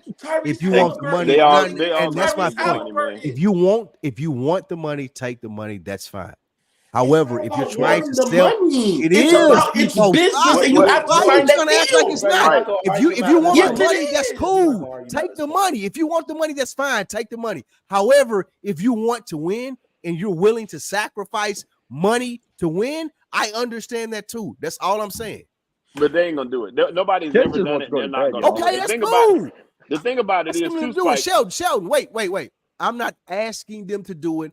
I'm not saying that that's a smarter decision. I'm only saying that there is another alternative. No, it's not. Someone being like, "Oh, I'm going to sign here because they're giving me $40 million extra more." I'm gonna get it's you different. Just say you want to lose, bro. Just say you want to lose, and you cool with making that money. So Spike. So let's say this young player, right? Says, you know what? I'm not gonna re-up with this team. I'm not gonna re-up with you. I'm not signing no contract extension, whatever. Okay. I'm gonna sign as a. First of all, it's a restricted free agent if you don't sign a tender. Number one, restricted free agent. So we saw what happened with DeAndre Ayton and the Phoenix Suns. He signed a tender with the Indiana Pacers. Phoenix match. Where did he go? Back to Phoenix. So that's number one, right? But let's just say by miracles, the rules don't apply and you become an unrestricted free agent. Do you understand that for a team to sign you and to go over their salary cap, they no longer have bird rights to you? So you're going to need a team that has the amount of money freed up to just sign you. And if a team has that much salary cap, they're not a championship team. I'm sorry to put it to you like that. Yeah. If they have salary cap at that capacity, they're not a championship team. So, Spike, the rules of the NBA contracts does not make sense for a player on their first re-up to lead to chase a championship because their value has not been established yet in the league. Once your value is established, then it makes sense to move those pieces around. But Spike, it's not about wanting to win or to lose. I will let y'all get off of this. I will let y'all get off this live stream. Let me ask you this, Bifo. SGA's value, has it been established in the league? Yes, and he's undervalued. Okay. Has his value been established in the league? Yes.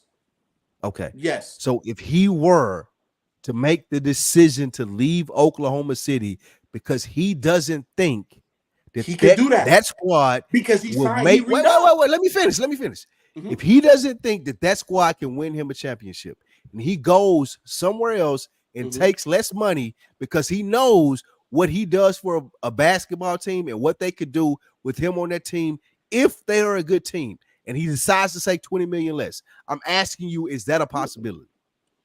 After this contract, because obviously the contracts are guaranteed. He already and that's signed. My point. If you're telling me that he has to consider a contract before he considers winning, that's the problem. See, Spike, but what you got to think about too is this day and age, every player thinks that they're the answer. So they ain't thinking about joining no other teams to do that. They feel like they are the answer. This is my team. SGA know that Jordan, team. What Jordan Poole SGA knows for a fact that whoever he played for, the Oklahoma City Thunder, they're not going to win a championship anytime soon.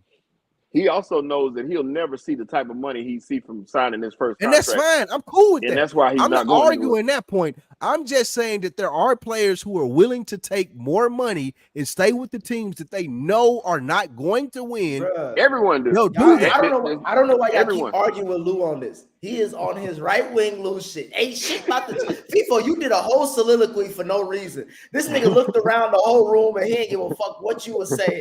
He just want everybody to know that NBA players don't care about winning. They care about money. That's all I'm saying. That's all I'm saying. That's all I'm saying. They don't give a fuck about winning nothing, bro. He gonna stay in Oklahoma City as long as they keep paying him, and that's my point. Oh my God. I agree with everything you said. I know why you should take the money. Sheldon, y'all know why you should take the money. Sheldon, if anybody know why, the electric company know why you should take the money. That's why I'm just saying. Let's move on. I just don't want to make it seem like, this is the smartest decision for a business decision. I'll stay here. Yeah, I gotta play this Madden game. What's up? Let's wrap it up. What's the last thing I want to talk about? Rob, what's up? What you want us up? Ask about?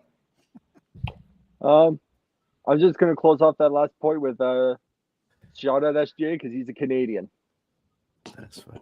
Oh, Lord. That was a Kick horrible Rod way out, to man. end it. Ken, what's up? Shout You out got to something? Terrible. Let me get the super Rod. chats. We expect more from you than that, Rod. Come on. The only thing Canada love. was that Sha only got 4 years on Giddy and Chad, who are 21. Why is Nick out here making Sha sound like a senior citizen? It ain't got That's nothing. about it, bro. Y'all not listening. So do I not speak when I talk? I Do you get not you hear what I'm crazy. saying? I'm saying it ain't got shit to Speak do when you with talk. Shay. I'm saying the organization of the Oklahoma City Thunder are building around Giddy and Right. Chet. And that's all I will leave to it. The way they're gonna do it is my interpretation. Y'all could disagree with it. It has nothing to do with Shay. Shay is amazing. I fuck with Shay. I wish he was a Nick. However, I see the tea leaves. I've been drinking tea all my life, Ken. You know what I'm saying? I see the tea leaves. I know what I feel like is about to happen. And it ain't gonna be good for Shay. Or at least Shay is gonna move on before that shit happens. Shay gonna get a bag regardless. He might not win, but he gonna get a Ain't bag. no question. He gonna get the bag. It's just, I don't think it's gonna be, he may sign to Oklahoma City for $20 million more, but he ain't gonna win. 2 to 3 seasons, that contract probably gonna be up, and he probably gonna be traded by that time. That's what I'm trying to say. Shout out the Canadian. All right. Well, yeah, that's gonna do it, man. We had a fairly decent first half. But that second half. Can y'all not leave on a high? The Bengals lost. Let's wrap this game footage up so Nick can. The second half. Hey Nick, he had to go get the cup. Did the Bengals play the second half? What happened? They turned the game off. I thought that was the Carolina Panthers. I wish that's what happened. Oh, and Nick, you being soft on Bryce Young, bro. No, I'm not. No, I'm not. Ken, you're lucky. Ken, I told you it's too early. It's too early. You're lucky it's almost midnight, Ken. I guess if you're early, I guess I might have to hold my own. Yeah, that's what I'm saying, Ken. You said if I was early, I'm wrong. Hey, chill out. Oh, no, Bryce, all right. Talk to me about Bryce in 2 seasons. Then we can talk about Bryce. 2 seasons? You didn't give Trevor that long, bro. 2 games. I gave Trevor 1 season. I told we all kicked off that 1 season. Last season was what happened. Because ain't no way you gonna tell me a nigga who throw 4 picks and win a game is good. Fuck out of here. I'm cool on that. That's something that Bryce ain't never done. Ain't nobody made that argument for Bryce. That's why I'm giving him grace. Talk to me when Bryce gets an actual O-line and actual wide receivers. Yeah, I like to see that too, Rob. I agree with you, Rob. I agree with you, Rob. And then actual head coach. He has no help. When I ain't they gave him the best head coaches at the time, Rob. I'll give you the O-line and the receivers. Frank Wright. Steve Wilkes was best a better head coach coaches than at the Frank time. Steve Wilkes was a better coach than Frank Wright. Steve Wilkes was a better coach. Hey man, you sleeping, Nick. I don't know what you're drinking, but you're sleeping. You telling me Frank Wright is one of the best coaches available? I'm sorry, Ken. Ken, kick him out. Kick him out, Ken. Go ahead and kick Nick out. Before you say something he regret. They formed an offensive minded head coaching, assistant coaching staff. So it's supposed to be the best head coach in mind. Supposed to be is the key word. Yeah, that's what I'm saying. I got to give him time before I start killing him. So I'm gonna give him more than 1 season. I gotta see at least 2 seasons, then we can talk. You gotta watch the games though, how bad the offense looks, and that's on scheme. I watched the game. That's why I started saying what I'm saying. I No, was like, Ken. this is awful. No, Ken. I ain't going back and watch it because he was too young. By now, it's like what? How many weeks we in? He should know something. Ken, he took him on the 90-plus game winning drive. Does that not show you anything? How many times? At all. Ken, I'll tell you this. I regret saying that NFL team. Remember, I told you I was like, this is what NFL teams are gonna do. They're gonna get QBs on rookie deals and they're gonna try to win. Yes, I was early on that. FIFA claim his bullshit. I'm gonna claim mine. So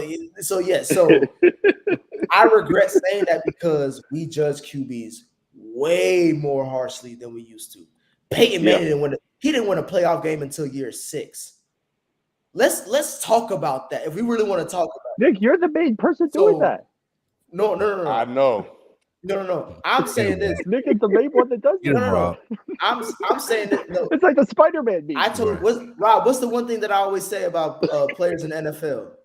Once you get paid, get paid. No excuses. So there's an exception to all this other shit. I'm just talking about when we talk about quarterbacks and we're judging them. If we gave Peyton Manning grace in year 6, how the hell can I judge Bryce in in 8-10 games. We thought Brock Purdy was the next thing Steve Young in 10 games. He did. Oh yeah. You can put your hand over your mouth, nigga. Brock Purdy. Hey man, this shit reloaded, bro. Brock Purdy looking like Pistol Pete. I can't believe he went. The Niners would be undefeated with Bryce Young. I'm saying this: we got to give young QBs a chance, bro. I'm not quick to throw these motherfuckers. Then you got to give Brock a chance. How about that? He ain't had enough seasons. Brock is he a had 7th round some pick. seasons. Then he had seasons. This is. Hey Ken, I'll throw you this one statistic I saw today when it comes to Bryce Young. They put up a graph about receivers percentage of plays a quarterback's receivers get open or get separation against their completion percentage on those where they get separation. Bryce's receivers get open less than 20% of their passes. That's the lowest in the NFL. His completion percentage on those passes is over 75%, the highest in the NFL. Hey Sheldon, can I ask you a question? Yeah. You have daughters, right? Or you have a daughter? Mm-hmm. If she brought home a nigga that was in his field, he was known as Mr. Irrelevant. Is that a good nigga to bring home to you? Nah. Okay, I'm not gonna be acceptable. Press N, man. Get him out of here. That's all I wanted to know. Press N on the stream, man. Like, we out of here, bro. Motherfucker who in his craft, he's known as Mr. Irrelevant. Fuck out of here. Yeah, but you'd rather have somebody that's supposed to. So you'd rather have somebody that's supposed to be somebody that turned out to not be shit? Because they both the same. Right. Mr. Relevant ain't shit, and this motherfucker that look like he's supposed to be shit turned out not to be shit. You still end up with shit. We know. Still walking around with a plastic glove to pick it up. You put Bryce Young. You put Bryce Young in that 49ers team. They doing some things. That's a scary undefeated. Team. They're undefeated. Team. Oh. Man, stop. They're undefeated. Man, that's a scary team. Stop it. Y'all are obviously sleepy. Bryce Young is not that much better than Spike. You fell asleep for 35 minutes midstream. You can't say it. I was knocked out when Nick was arguing that bullshit. But I bounced back and pulled the buddies in your eyes, Spike. That's your eyes are glossy. I'm saying, you telling me that Brock Purdy and Bryce Young are the same person? That's not true. That's not true. They're not. Bryce is better. Can't end it. Is there a button that we can just end it? There is, and I'm about to press it right now. You can't tell me a Heisman winning QB ain't better than a nigga drafted last in the NFL draft. I'm sorry. You can't tell me. They won 13 straight games? They won 13 straight games? That person you're talking about? He won those games, Lou? You want to go? You want to die on that hill? He was the quarterback. I'm asking you a question. Do you want to die on that hill? Quarterback of the team. He's the quarterback of the team. What do you want him to do? What more do you want him to do? Give you, Nick, that Heisman shit, let me give you some Heisman winning quarterbacks. Tim Tebow, Johnny Manziel, Danny Werfel. Do I need to keep on? What about Caleb Williams? They all been shit. Matt Leinart. Yeah, Heisman winning quarterbacks ain't shit. I would say this. Andrew Luck. Because I put the poll out there for the Reddit thread. I want to make sure we say this before I leave. The Reddit thread, please, you can still vote on it. I think it's not going to be up until maybe tomorrow's the last day or whatever. For the next Thursday night game we do, because there's a loophole in there. The Seattle Seahawks play the Dallas Cowboys, I think, towards the end of this month. I put that in there because the rest of the games is shitball. I don't want y'all to be subjugated to that. As far as the December games, the loophole is that if we do the Thursday night game for that game, it's still in the same month of November, I think. So we won't do December. That's what I'm saying. That's the loophole. So if they pick that game, I'll come back on. We gonna talk about all the shit, the same shit that y'all I'm keeping track of. So I just want the Reddit thread to know I'll be back on. If y'all pick the Seattle Dallas Cowboys game, I'll come back on and we're gonna talk again about Brock Purdy. We're gonna talk again about Bryce Young. We're gonna see where they at. Ain't nobody trying to hear you, Otis. Ain't nobody trying to hear you, Otis. Nick, it's flop Purdy. Flop Purdy. And Nick, I'm impressed that you showed up tonight, though, man, because I really thought you was gonna let us down and not come through. Especially with the loss tonight, man. I thought you was gonna hide until the Bengals. I was talking to somebody on the Reddit thread. Until the Bengals are mathematically out, or if Burrow's out for the season, I got hope. I got faith. But you have done a magnificent job of skipping around the Giants and the Bengals failures this year. He has, man. What you mean? I mean, you know I what? told You've been playing with us on every other topic, but again. I told y'all.